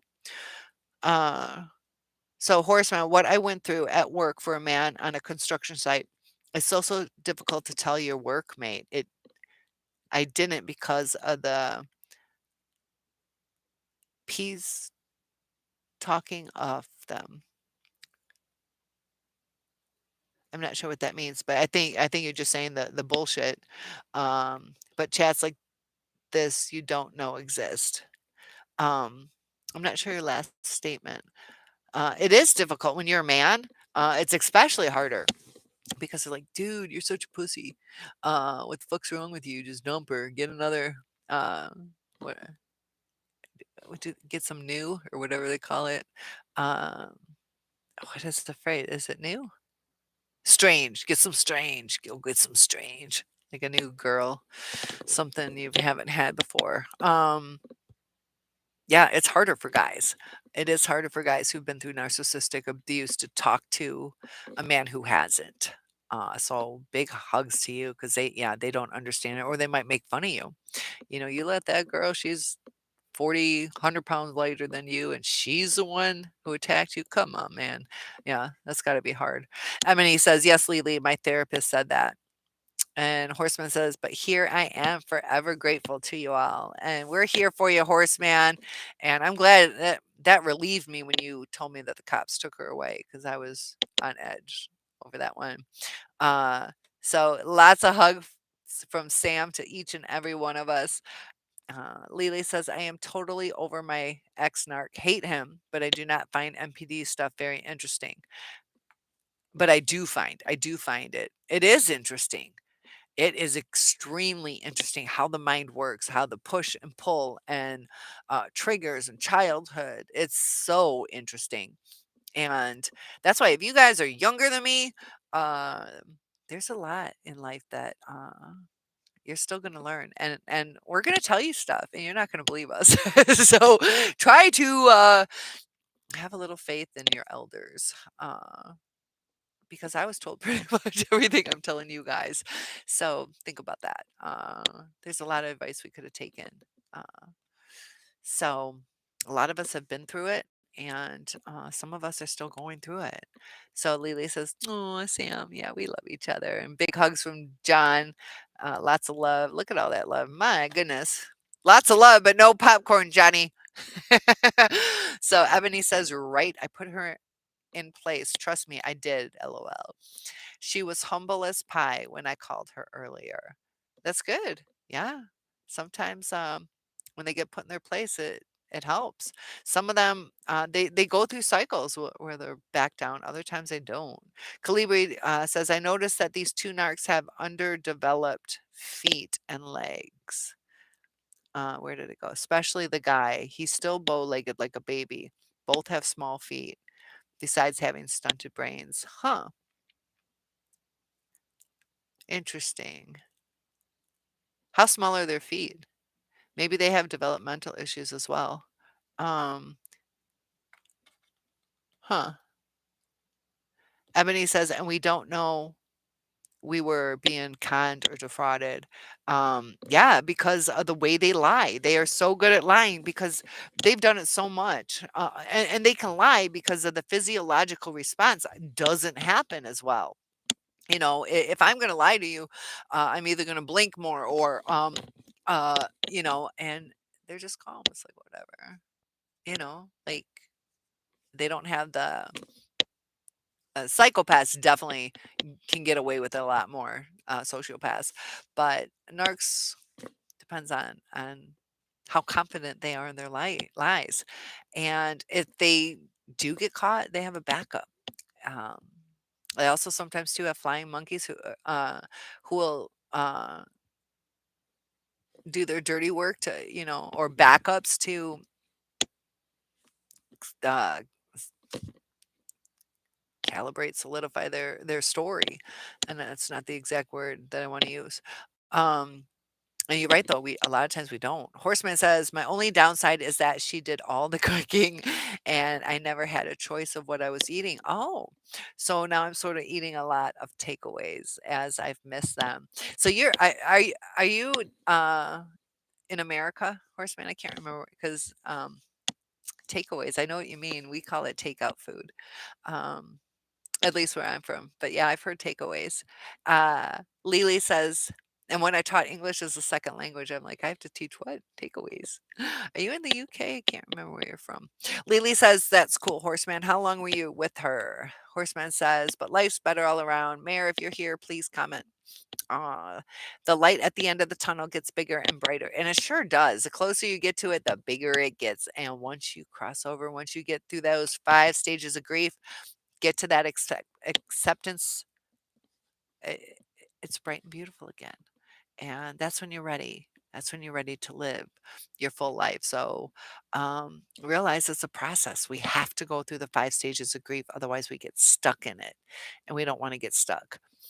Mahogany, why do they turn people against us? Um, they turn people against us for different reasons.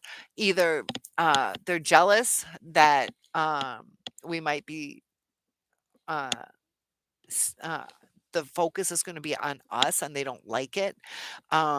They might turn people away from us because they know certain secrets. Like, let's say they slept with somebody and they're lying to us that they didn't. So they take people out of our lives. Also, with family members,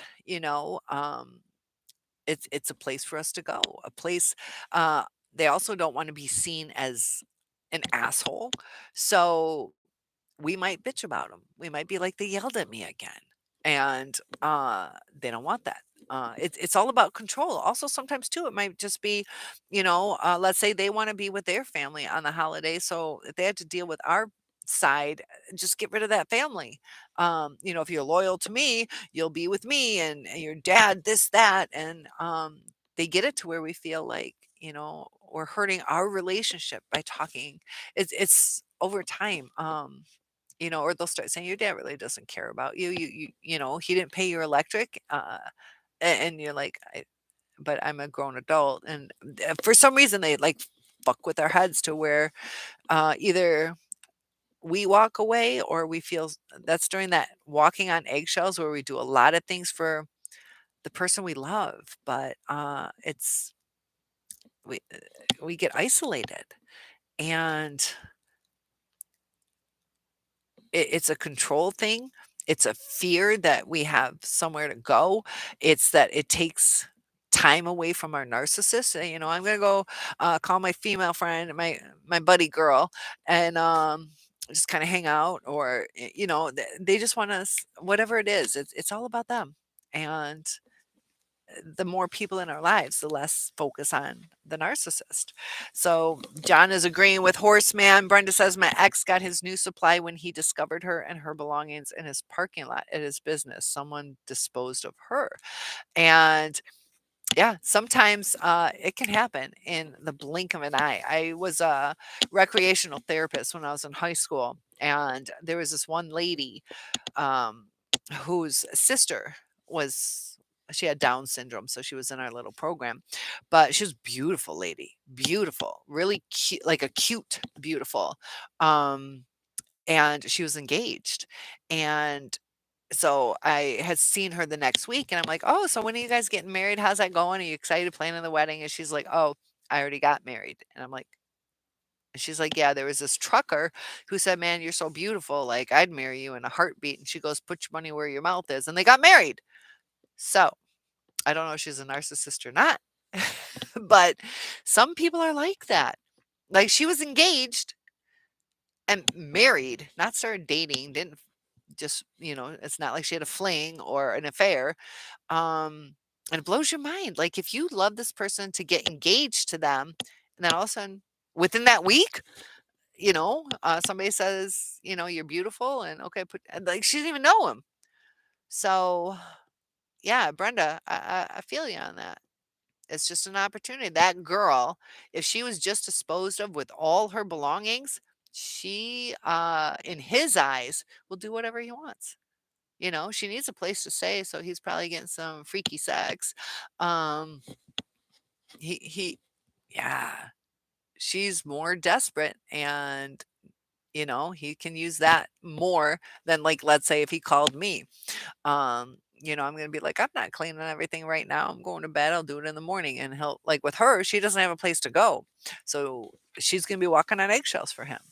And Ebony says, "Wow, Brenda. Horseman, what about you, John? What's your story, brother? Horseman, go ahead. Yeah, you say the narcissist got involved with you just after your girlfriend passed away. And he was with this woman for 40 years and she passed away. John, I can't remember how soon after. Was it just a couple months, or I know you were still grieving? You were still grieving over the loss. It was within that year, though, wasn't it? But I could be wrong. It was fairly soon after. I don't even know if it was just a month or 2, but, JG says, "I hit that point where I'd rather be in solitude than around old or new people." Exactly, yeah, I have some amazing friends, and I went through a period I didn't wanna call them. I didn't wanna talk to them. I didn't want them to ask how so and so's doing or even how I'm doing, and I get it, JG, yeah, it's like I and also too, like with the rumination and stuff, I'm like, I'm gonna start crying. And new people, I it's like I didn't have the energy. Like I really don't want to start talking about everything, going over everything, because then they're, oh, so you're single? What? How long have you been single, or whatever? Yeah, I get it, JG. Horseman says, Lily, I was with her for 2 years on practically solitary confinement for about a year. I did that too. Mine was because I moved across state, and our daughter was just like a year and a half, and didn't know anybody. Um, and then I went out one time, and he would stay, my ex would work late. He was a state cop, and then, he'd close down the bars, and I never gave him a problem with it. The one time I go out, it was with a state cop's sister, and he just she liked boys, so he kind of had a problem with the sister. Um, but we just went out, we weren't doing anything wrong, but man, I was home by 10:30 because he kept calling me, and I was gonna stay out till midnight, but it's like we left at like 8, and I'm home at 10:30 on the one time I go out. It's different if it's like 1 in the morning. He's like, I thought you should would have been home at midnight, but yeah, uh, and then it's to the point where it's not enjoyable to go out. So why bother? That was the only time. And it's like I'm not trying it again. So part of that too. Yeah, horseman, good point. John says, treated me like crap, turned others against me. And that's where it really starts hurting too, is not only do we lose our person, we're being treated like crap. We're not understanding it, because there were times John and her had great times. He's told me his story. She's even emailed me. There were times they got along, like really good. And the hard part is they turn people against you, people who liked you. So, Horseman talks about the living in the solitary confinement. But even after the breakup, like, we don't have anywhere to turn. When we're in the relationship, we feel isolated. When we're out of the relationship, people are against us. And we're like, why are you doing this to me? Because we're loyal people, and it's sad that people believe the lies. And Brenda says, you were with your ex from the time you were a teenager until you were a senior citizen. Brenda, yeah. Was it 44 years? Is that you? I can't remember. I don't know my math. And what happened, Brenda? Why? I know some of us, you divorced him though, right? 'cause sometimes they pass away. But I think you said that you divorced him, if I'm connecting the right name with the, I try to do that, sometimes I mess up. Um, so yeah, Brenda, expand on that. Horseman, wow, John, happens a lot. Then how did you escape, John? Uh, and how are you doing, John? He's been narc free for 10, 11 months or so, I believe. So, Horseman, I'll let you answer that and I'll continue on. Calibri, I remember the male narc has a size uh, 5 inch, because you got the inch foot. 5 inches is only about this big, something like that. Um, and a size 5 would probably be about 8, 9 inches. 8 or 9 inches is, and I don't know where you're from. Your sizes might be different. If you're in the United States, um, if I was to wear male shoes, I wear like uh, a loose size 7. I'm 6'1", which is like an 8.5 or 8 in female. So I have like a size 8, 8.5, which is like a loose size 7. Um, but yeah, for a man, that is definitely small. Do you mean inches? You use a little inch size 5 shoe, or you mean inches? Inches are, wow. Uh, Kalibi says, and she, because the size 7 is like 11, 12 inches. So it's not always inches. Calibri for men. Calibri, and she has just as small feet like him. Hmm, very interesting. John, I caught onto her games and decided not to let her over anymore. Yeah, John did take charge and he got to a real low place. So I'm very glad because she brought you down, John, severely. And I get it. A lot of us get there, but yeah, she in the end, it was like a daily roller coaster. Some of us go through these cycles where it's like we're good for 3 weeks and then we crash. And um, his was almost, chunks of hours by chunks of hours. It was so bad. Really got him confused. And then finally, I'm proud of you, John. John's come a long way. Um, and yeah, John says I'm much better. You are in the UK. Okay. Yeah. I could tell by the the takeaways. And I like that. Do you say straight away? I like that for some reason too. Straight away. Horseman, you're in the UK, a place called Stoke on Trent. Huh. I don't know exactly where that is. I know where the UK is though. Cool. I love this. Oh, we definitely have to grow this channel because we're going to travel all over the world. And Horseman, we are famous for our pottery, where you're from, plates, dishes, etc. Stoke on Trent is known for its pottery ware. Very cool. I'm Dutch. They're known for the Delft blue, which is kind of cool too. Um, so is your stuff known for like Delft blue type stuff, or is it known for styles or the way they paint it? Interesting. Horseman says, what is everyone else's hometown famous for? Interesting to know in this big wide world. I live in Michigan. Um, we are known for me? Just kidding. Um, well, we got Detroit, so we got our automotive is pretty big here. Also, all the Great Lakes. We're known for our Great Lakes. We got 5 big lakes that look like oceans. Lily says, "Yeah, so guys, that's a great question. Share what your area is famous for." Um, Lily, time I think is not really relevant because impact is strong. Like Brenda said, 44 years. Yeah, that's what I thought. Mahogany was 10 months. Mine was 14 years. And it's the impact. It's the impact because I could tell you how long my abuse was, and yours could be worse. Um, and that's going to have more of a profound effect. So, yeah, it's not always about time. Uh, because some of you have been through some terrible physical abuse and horseman with the knives and all that stuff. Um, you know, uh, excellent point. I'm glad you brought that up because it isn't always about the time, it's about the trauma. And that's why too, sometimes if somebody's like, "Jesus, what's wrong with you?" It's like 4 months you guys were together and you're acting like an idiot. And it's trauma. It's a trauma.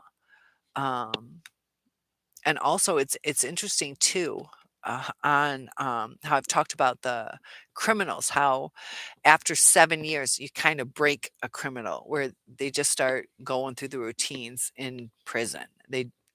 They're like, "Whatever, just gotta do it," and they kinda break. What I also find interesting is that 7-year itch that we have. Um, also our bodies rejuvenate our cells, every 7 years. What is it about the 7 years? Also 7, not gonna get religious on you guys, but it's kinda that's supposed to be God's number. But it's interesting, uh, why people flee at that time. Is it a crossover into "this is forever"? Like, they broke me, like the criminals get broken. Um, our bodies react to this, we feel something is off. Horseman, we are famous for your pottery. Um, sorry, it kind of bebopped, so I'll catch up. I'm not sure exactly how far behind I am, but I will go a little quicker to catch up. Uh, so yeah, Lily, excellent point. And Ebony says, I should have run when that weirdo told me he loved me, and his father said he and I could live in their house when they move. This was in the first 60 to 90 days. Um, yeah. I know. Sometimes hindsight's 2020, isn't it? Brenda, my ex turned real bad towards me when I no longer had anyone to defend me. Right after my dad died and my sister, oh, sweetie. Oh, how long ago was your sister murdered? Um, was it random or wow. So you've had a lot of trauma. That's a lot of trauma, Brenda. Was he supportive at all about your sister? And also your dad, but wow, I'm sorry for that. That is a lot of trauma. Um, and yeah, like, our family stands up for us. And once they're gone, yours unfortunately passed away or unfortunately was murdered, but sometimes they isolate us. And that's when full rain on us. They just go crazy. Horseman says, John, I feel better that I'm not the only guy in here. So, John, thank you. John's been my supporter. And I told you, John, you really do help this channel. And yeah, Horseman, we need to know that there are female narcissists out there, also with gay men, that we had. I'm not sure if you're still here. Oh, okay, you are. But a lot of times, guys, like I was talking about that female that dressed as a man, guys get like she committed suicide because of how bad men treated her or women treated her as a man. Men, as you grow up, you're often told not to share your emotions. You're supposed to be the tough man. So if you're getting beat up by a girl, or controlled by a girl, society looks down on that. And it's got to be hard to express, especially when people don't know about narcissistic abuse. Um, so yeah, thank you, guys. Yeah, and because it happens to men and women, gay and straight. So thank you guys for all joining. Uh, Lily's from Boca Raton, Florida. Grew up in Miami, which is like an hour away. I like Boca Raton much better. Uh, yeah, that's on the East Coast. Calibri, I observed this female narc on her behavior for years. She put down people. Hard hit Buffalo sees more snow as military police enforce driving ban, warmer weather. 2 dozen people dead. There's a little update, a little pop up. Oh, Addie is here. Hey, Addie, good to see you. We got a great conversation going tonight. Feel free to join in. Um, oh, hold on. I got to scroll up and I will catch up, guys. Hold on. Uh, that's far from me, like a 6-hour drive. Oh, gosh. Uh, you guys are typing away. We're all excited to share stuff. I'll catch up. Okay.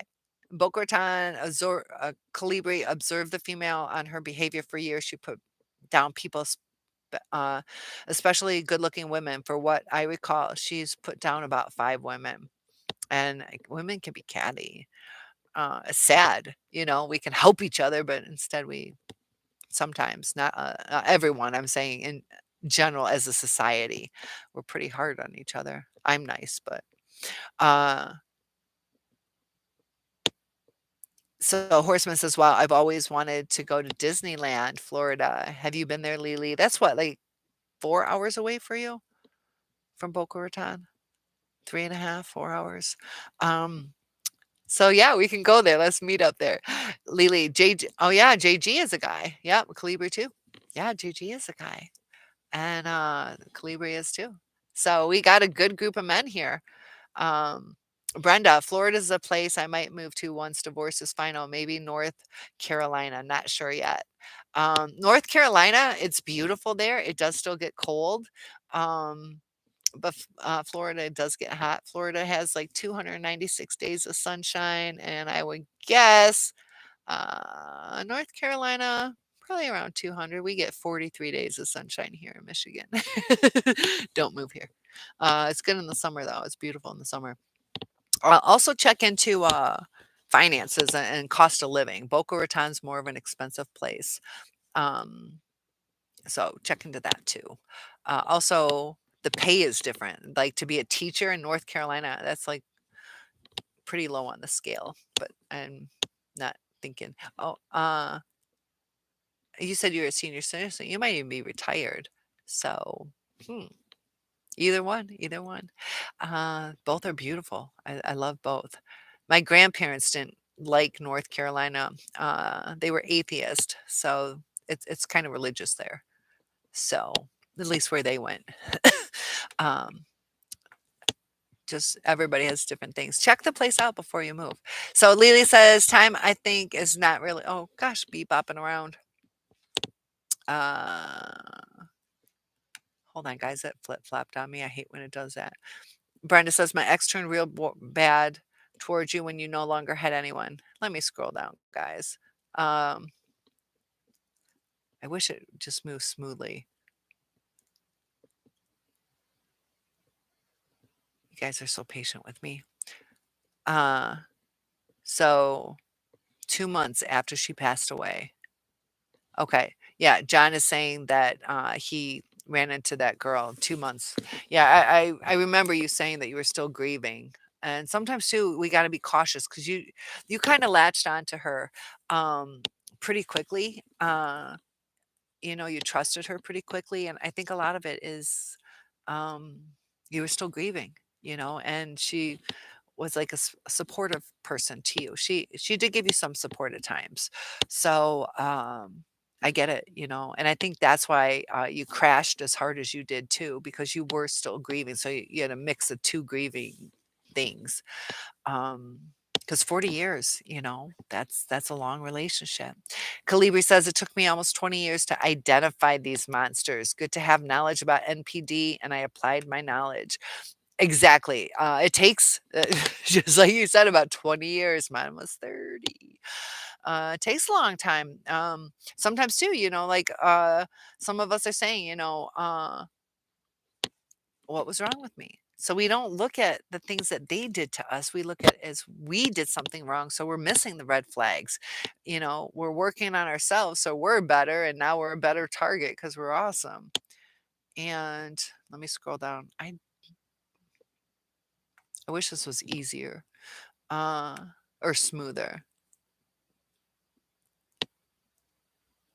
Okay, so Horseman says I might get a solicitor to draft up a uh, pre-mutual agreement. Are you talking about like prenuptial or is pre-mutual?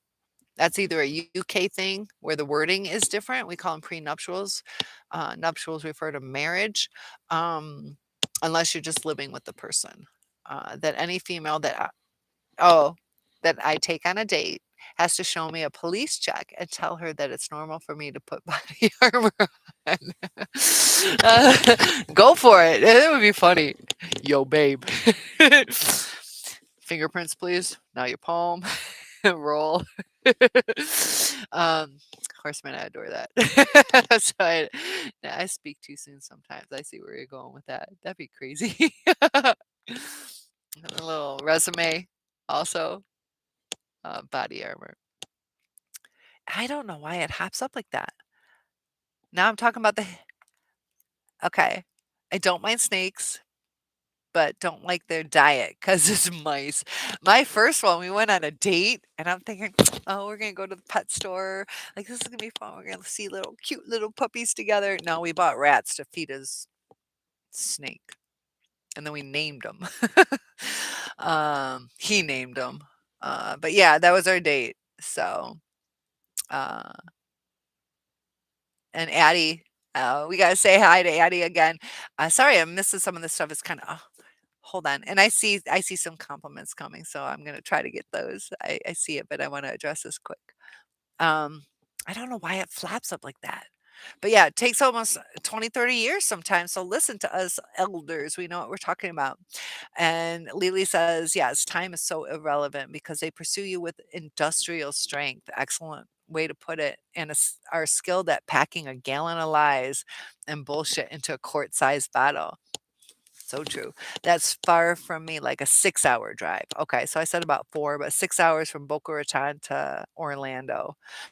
Never been to Boca, we'll check it out. It's beautiful there. It is beautiful there. Right on the beach, right somewhat close to Fort Lauderdale, somewhat. Like she said, an hour above Miami. Lily said, "John, your long relationship was a good one." And then after that was the narc. So John, I'll let you tell them about your 40-year relationship. I'll let them use your words. Brenda says, "I am totally alone and mostly barricade myself in my house." And I can understand that. But Brenda, are you afraid to go out? Um, or see, you got your sister stuff too. Uh, Brenda says, as a teenager, you lived in Seminole, Pinellas Park, St. Pete, and Tampa. So she was on the West Coast and moved to the East Coast. I like the East Coast better. What about you, Brenda? I had lived in Tampa for a while. Also, I was in Rockledge, right by Cocoa Beach. Um, and I've traveled Florida. I'm actually supposed to be in Lake Okeechobee right now, but my mom's in the hospital. So I canceled my Florida trip. Man, that would have been nice though. Brenda, you could have, or Lily could have come to see me. Wait, Brenda. But yeah, sorry. But yeah, totally alone. I'm getting mixed up. Sorry, guys. I see how it goes together. But that would have been nice to meet in Florida. Seriously, if we do get big enough, we'll do a little something, a little something get together. Horseman says I might get a solicitor. Gosh, it bebops. I scroll down, guys, and it comes right back up. Lily says I must be very statuesque. Very that's very pretty. Thank you. Um, I'm all right. I'm all right. Thank you. I'll take that as a compliment. Yeah, definitely. Pretty tall. So Addie says hello. It keeps popping. Sorry, guys. John says my girlfriend of 40 years was a very sweet lady. I really miss her. And Lily says you're 5'8". Most people are shorter than me. No biggie though. So Lily, you being 5'8", I'm 6'1", so I'm the biggie. Lily says, sorry to hear, John. Calibri, Washington, known for our good, tasty wines, delicious apples, and cherries. So we are going to go see Calibri. This is where we're having our little convention. He's going to make us some apple and cherry pie and get us drunk. So yeah, Washington State, right? Washington State. Um, yeah, because there's Washington, D.C., and that's different. Horseman says, Michigan. Wow, isn't Floyd Mayweather from there? I love following the boxing. Is it Merriweather or Mayweather? Um, I know, oh, I can picture, Sinbad's from Benton Harbor. Who else was from here? And Sinbad was like a comedian, but Floyd Mayweather. Is it Mayweather? I know who you're talking about. I'm not sure where he's from. He might be. He might be. I'll believe that. Joe Lewis is from here. Uh, your ex often practiced on you.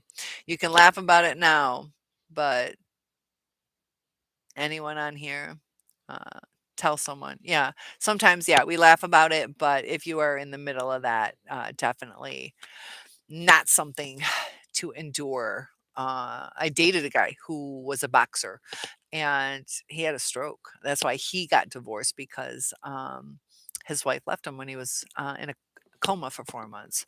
So I only went out with them a couple times. But Lily says hi to Addie. John, I just took out both smaller snakes, Merlin and Pete, and they went into their tree. And Merlin reached out and actually, oh, I kissed you with his tongue. He's got those little forked tongues. Thanking you for letting him out. Did they have mouse breath? Like Lily says, they live. Uh, she doesn't like their diet because they love rodents. Yeah, they do like to eat rodents. At least it takes a while for it to digest. A titanoboa takes a whole year to digest his food, and anacondas can take months too to digest their prey. They only eat earthworms. Oh, yeah, because John's got hamsters. Do you have mice too, John? I know you got hamsters. Um, oh, better than mice. Yeah, snakes. You can cut the snakes, what, up into 7 pieces? They got is it 7 or 9 hearts? You can cut them several times, they rejuvenate. Pretty fascinating what this world is like. Ebony says, "I'm in New York, the city that never sleeps." And I will attest to that. I was just in, New York, like, 3 years ago. They also have the World Trade Center, where you can, go view that. So, that's some crazy stuff. Uh That's a lot of tragedy in this world too. John says, "I have 4 white-footed mice. They are adorable." I thought you said you had mice. And Lily had those as a teenager. Also, yeah, I knew it, Jen. 4 gerbils, 4 mice, 1 hamster, 3 snakes. The larger one's just getting to know you. And Lily says, "Wow, John, that's cool." "Well, come to my garage. I got mice. I'm cool too." Brenda, learned my best friend helping me through divorce was recording our phone calls and giving information to her daughter that is a friend, customer of my husband's. Ooh. And did they use those phone numbers in or those phone recordings in court? The way, at least when I was going through my custody battle, when I was in law school, all that stuff, is in order for a recording to be legal, and be careful, there's like technicalities sometimes they say it's both parties, but as long as one person knows they're being recorded, there are legal loopholes on that. Otherwise, you can say that you're recording it, and if they keep talking, then you're definitely okay. But there's that right to privacy type thing, and it's really interesting how that goes because they could say like the voice entered into your home or wherever you were, so there wasn't an expected right to privacy. Different loopholes. Careful on that stuff. That was a big thing in my custody battle. Calibri, psychologists suggest we don't call them out as narcs. I value the knowledge that I've learned, and no one can change my mind. I stick to what I know. I just stay away from them. So yeah, sometimes too. Yeah, psychologists. Tell me why yours. Are you saying in general from what you've learned? Because sometimes they'll say for us not to so much call them a narcissist because sometimes we can say, well, it's a mental disorder and we try to excuse their behavior. They're smart enough to change their ways. They know what they're doing. They just don't want to do it. Also, too, if we call them, my ex narc, we broke up 6 years ago, that we don't have our uh, clinician status to where we can actually diagnose them. So we might be off. They might have 4 out of 9 traits instead of the required 5 out of 9. Um, but yeah, there is some reasons that psychologists will say not to call them a narcissist. Uh, and you know, what matters is how they treat us.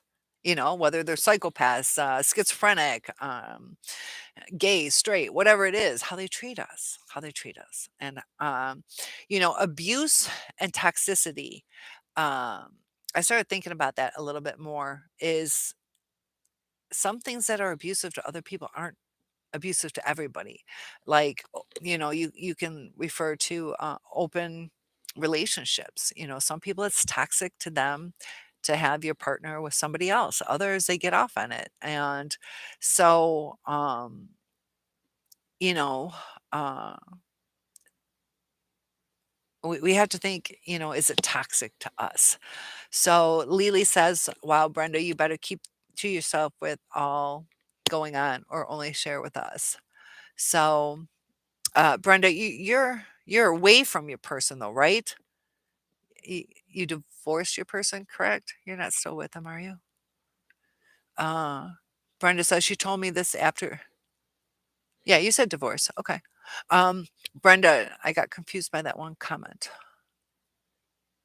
So Lily, why are you saying um, to keep to herself so she doesn't uh, get in contact with the ex? Just expand on that because yeah, sometimes we do have to. Be careful what we share. Brenda says she told me this after being my bestie for a year. Guess her son in law is the best friend of your husband. Oh, was she? Oh, this is crazy.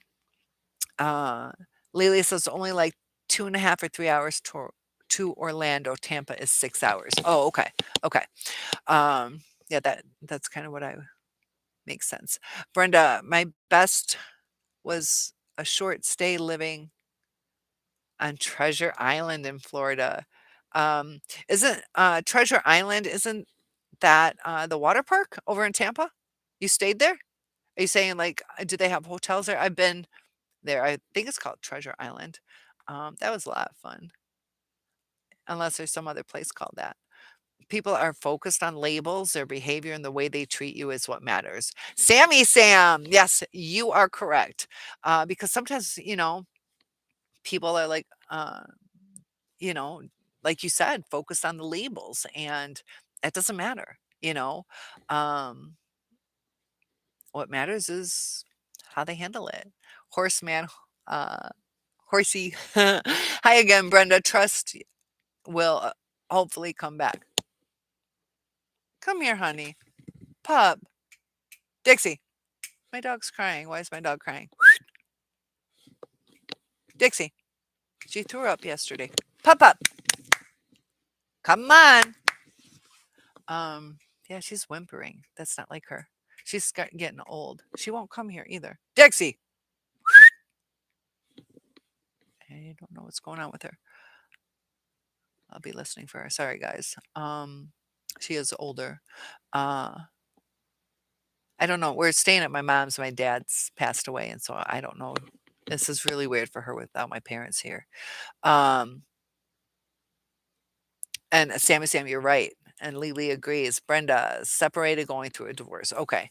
So you still got this stuff. Yeah. Watch your P's and Q's, document everything. And they can be brutal during divorce. And, divorce is definitely a hard time. So definitely feel free to check in with us, document everything. Document everything. And Horseman says, after she beat me, then blamed me for making her. Now I can see it was her mind games. Yeah, they like to blame shift. They will do that.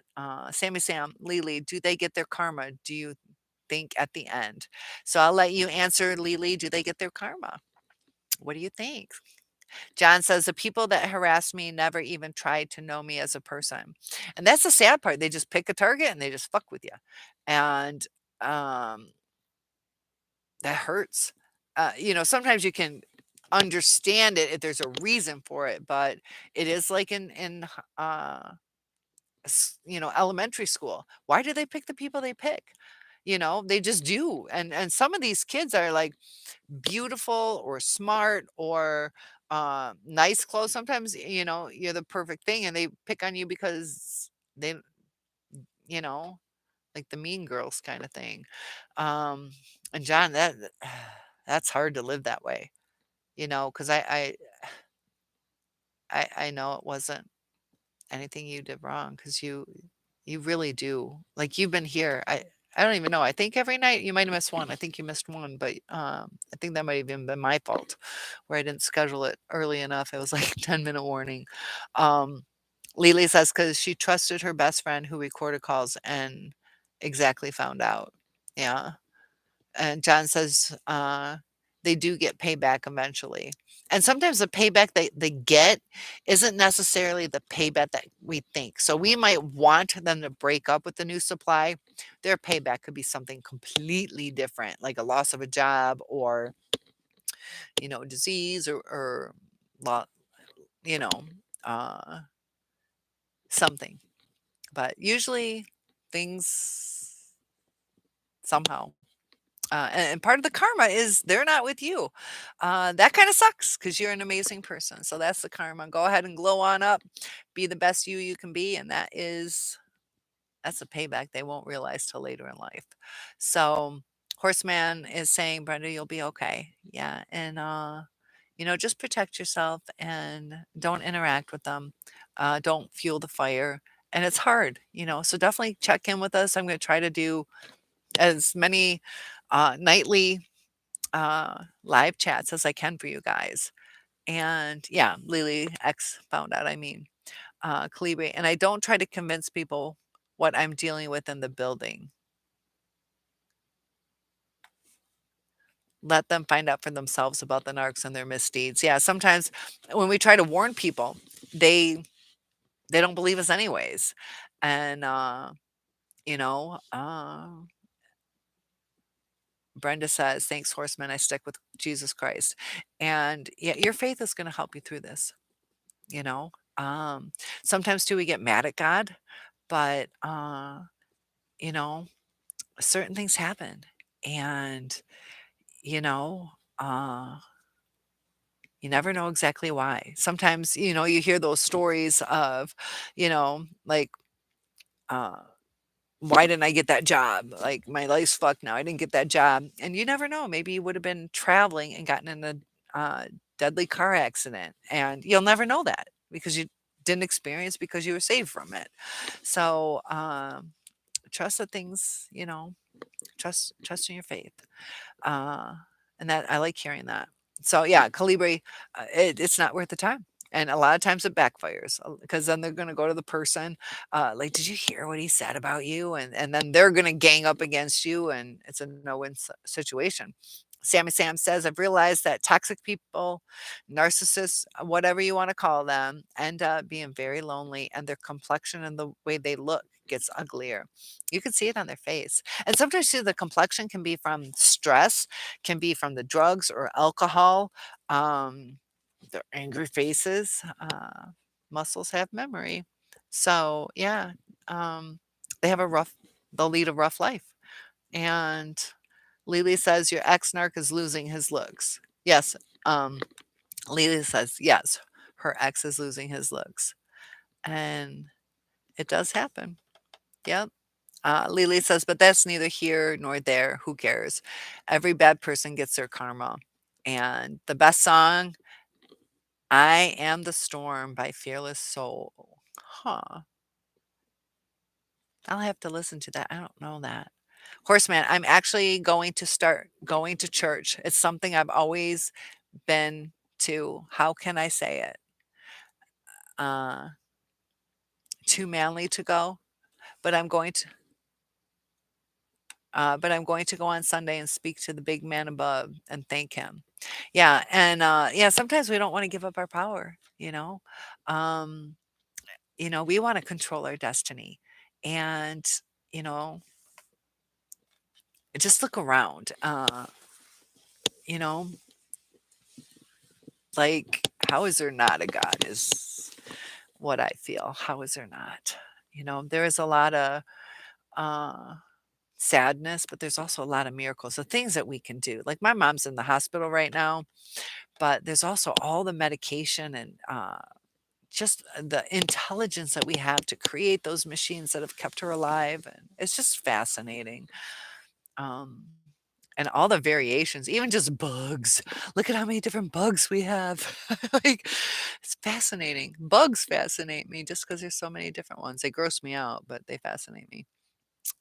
So yeah, I would do, and that's a strong man. That's a strong man willing to give up power to a higher being, you know, because not everybody can do that.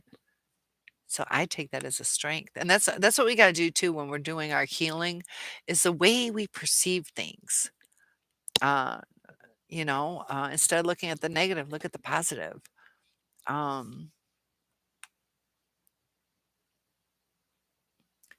So yeah, Horseman, let me know how that goes. It's gonna be emotional. It's gonna be emotional. It's gonna tug at your hearts. But there's um, some great things that, some fellowship and what's nice about some churches is they really come through for you. Like my dad, when he was disabled, lost his leg, like the amount of support and the food and you know, uh there are some good people in some good churches. Not everybody that goes to church is gonna be good. Some of them are lost trying to find their way, you know, and some of them, want a good woman or a good man, so they're going their husband or wife shopping. So be careful of that. But overall, it's good. There's people who want to grow and some people who have grown. So you can support each other. Brenda says, I think payback is on last breath. They look in the face of God. Yeah. Yep. And yeah. Sammy Sam says, God says vengeance is his. Yep. And that's why too, when we're, pissed off at our ex, we don't need to get revenge. Don't change who you are. Don't become an evil person. Leave that up to God. It's not us up to us to uh judge and jury, Uh So I never sought revenge, even though I was sad about the thing. Um, Horseman says, "You think your ex was born that way, Brenda? I hope one day she will change, but I think it's doubtful. She always had everything her way." Yeah, and they get used to it. They turn into spoiled little brats, and that's hard. Sammy Sam says, uh, to Brenda, but God also says, "Don't rejoice when they are getting theirs." Perfectly said. We got to remember that, yeah, because a lot of narcissists will laugh when people get hurt, whether they fall off a bike or get hit by a car. They laugh at that, and that's a cold soul. Um, so perfect, Sam. Thanks for saying that. Yeah, don't rejoice in their pain. We're that's not a loving thing to do. Uh, and it's hard. It's hard because sometimes you want to go, your turn. How's that? But yeah, I agree. I'm glad you said that. Lily says Exnarch has a scowl because he's mad at the world person. It's nauseating when he drops your daughter off and I catch a glimpse of the scowl. Happy not to see it on a daily because I'm a happy person. And they can bring you down. The people we're around, they can either lift us up or bring us down. We do that to other people too. So we got to build ourselves up to attract like people. So when you're down and out, you know, you'll attract happier people when you're happy. So fake it till you make it. Put that smile on. Um, it's hard. It's hard. A lot of trauma we've been through. Brenda says, Sammy, I do as Bible says and pray for him. I don't want to, but I do anyways. Yeah. And it's hard, Uh, just keep that good heart. Don't change who you are because that's what we grieve. That's what's hurting is we've lost ourselves. So Kalibi says narcs don't have a soul. They have deep, dark holes. Um, yeah, I know I was doing something on the dark eyes of the narcissist when they go through those rages that you know, uh their eyes turn all black. And some of it's scientific, where it's the adrenaline rush. Um, but also, some people say, that they change the way that they are, that some people think they're demonic. Also, you read the Bible about the Jezebels, and,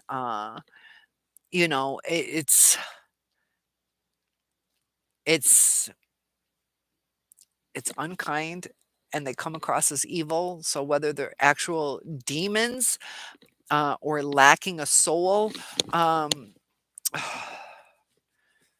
you know, I think there can be evil souls, you know?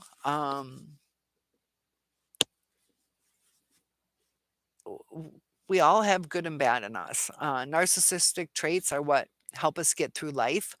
Um, sometimes they're, uh because that's what we do for survival, how to get along with people um, but we gotta keep it under control too, and that's what the empathy helps with. So Lily's agreeing with, Calibri. Calibri says, "I've experienced that scary stuff with the male narc. When he raged at me, his eyes turned black, his face morphed into a devilish creature." I had a face morph that I saw. Now, I don't know, that was weird. Um, what causes that? Why do we see that? I have seen that, and, yeah, that was I told that story. Mine wasn't during a rage. He, I don't know what he would this was 40 years ago or something, so it's no, 35 years ago. So it's hard to remember exact details, but my best friend, helped a guy out and they weren't dating, but she had an extra bedroom, so she let him stay in her apartment, and then he moved a girl in. The girl was really into like witchcraft. They had an altar, like they were hardcore. I don't know if he was called a wizard, whatever it was, but uh, so I was with him at a restaurant and he was like talking about astral projection and then he started telling me because I'm like, "What?" And so he's like, "Look into my eyes and tell me what you see." And it like morphed into like this werewolfy kind of thing. And it was like my mind, I don't watch werewolf shit. Like, where'd that come from? It's the weirdest thing. And he's like, "You saw me turn into a wolf, didn't you?" Like, so I don't know where that came from, but it was weird. So I believe there's something out there. I don't know what it is, but I think what you're talking about is during that rage that, um, yeah. So your experience was different um, from the like what brought it about, but I've seen face morphing, is it our mind? Is it theirs? But yeah, it's scary either way. Brenda says Jesus Christ says, "Turn, walk away, and shake the dust off your feet." Yeah, like don't hold the pain. Don't seek for revenge. Realize it happened and go about your day. So yeah, good job, guys. Thanks for sharing this stuff. Calibri, somehow I heard that they are possessed by the devil. I'm sure you have heard that. A lot of people think that, and you know, uh, you never know. I talked about the Ouija board and the things that I've experienced. Like, there's something out there. I I can get into that later on a different video if you want to hear more about it. Um, but Calibri says, "Oh yes, the narcs in my building are into witchery," and some people just want to guide their own lives. That's kind of what witchery is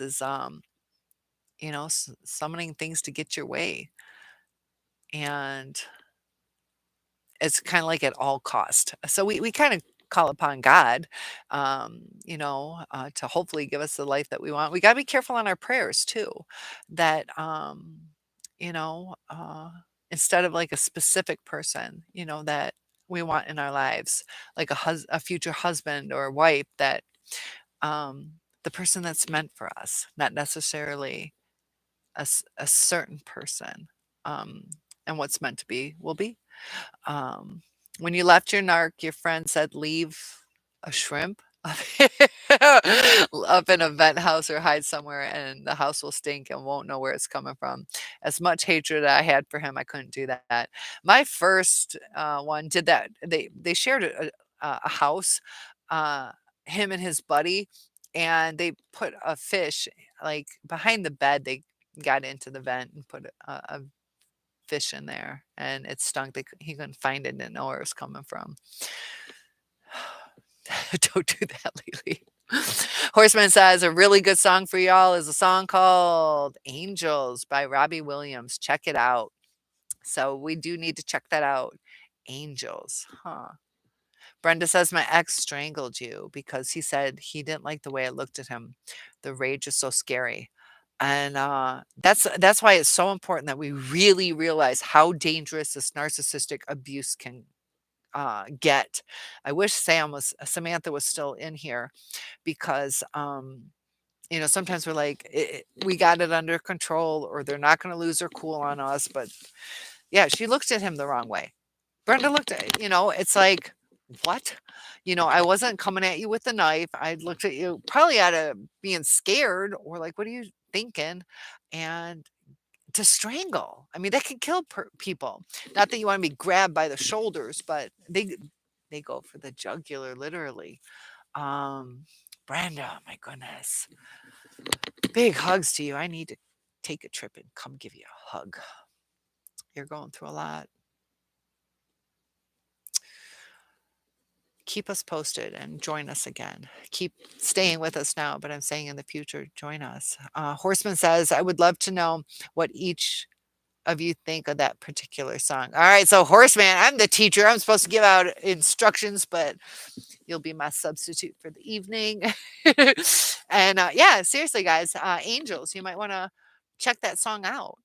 Because sometimes too, certain words, just like the poem Footprints, we can read a bunch of poems, but sometimes certain ones can really help us in our situation. Footprints is my favorite poem. And Brenda says, I'll check it out. Yeah.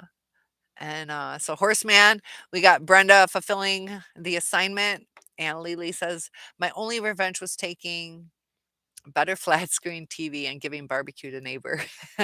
Told him, sorry, it's community property. I said, oh, he said, oh, and that's the thing. Like, yeah, sometimes we do start lying because of the people who are around. It's kind of like, screw you. You lied to me all this time. I don't owe you shit. So I need a barbecue too. Well, I caught on fire when the barbecue exploded. I don't barbecue. That's why I don't have one. I get you though, girl. And John's gonna look that song up, and you have to listen to it too. That's the rest of the assignment.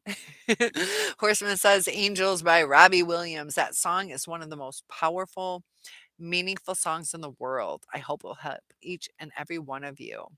So yeah. So I will write that down. Robbie Williams. That I can look up. Robbie Williams.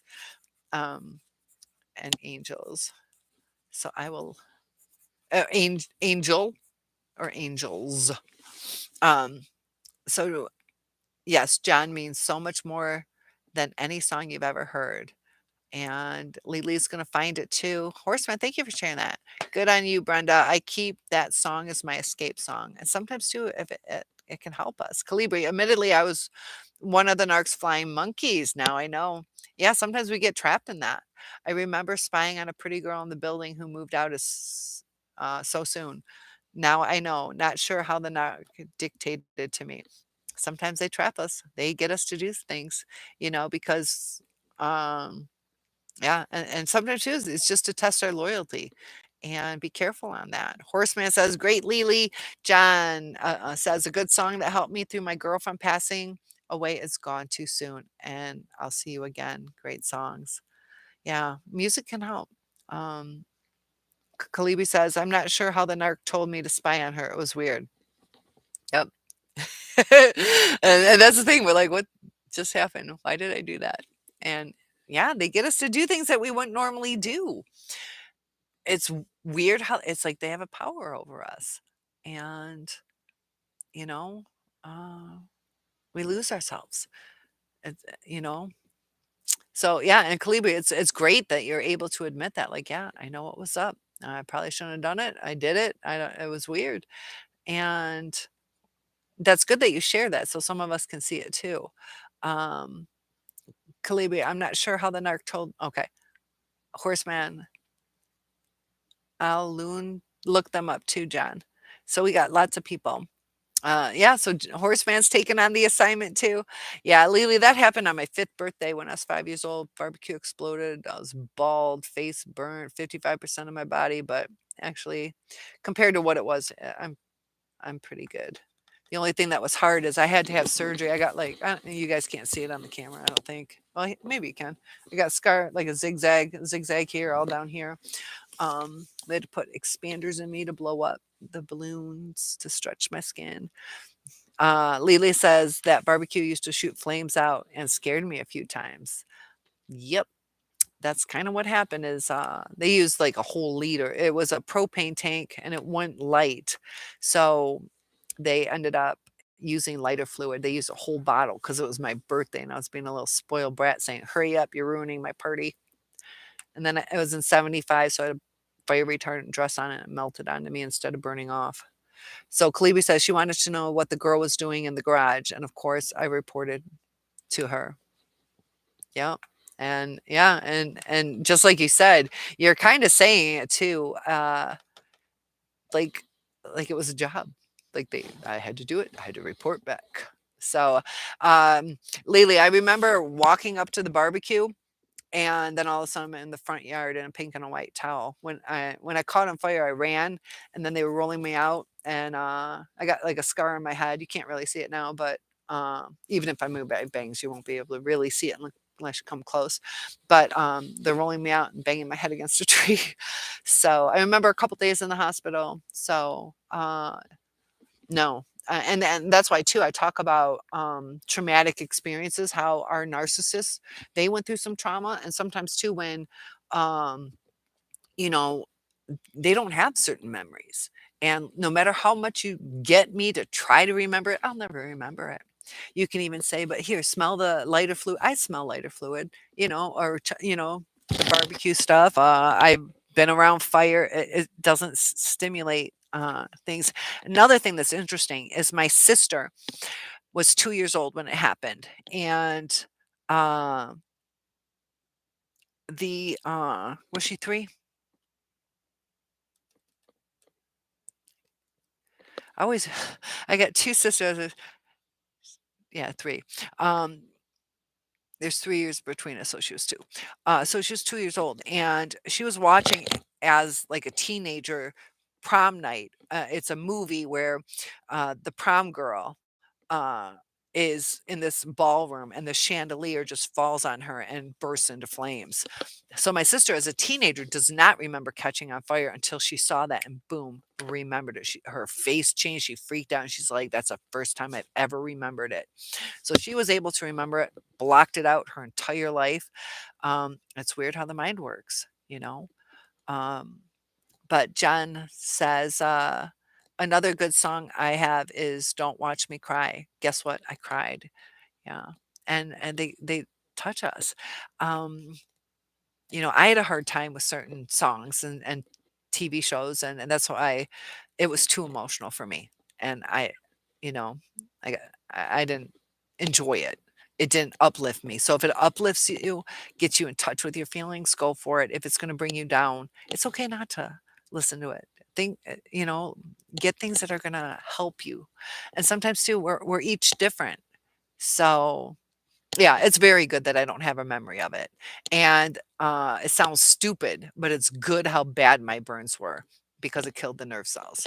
So, they regrew, but, so yeah, I don't really remember pain from it either. So, that's good. Calibri says these narcs are, and this is another thing too of how cold narcissists are.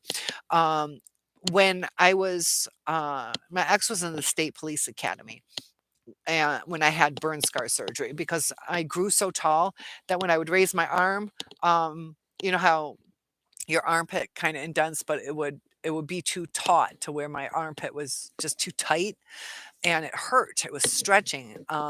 So I had two balloons put in here to stretch the skin, and then I had on this big old pressure garment Madonna style bra.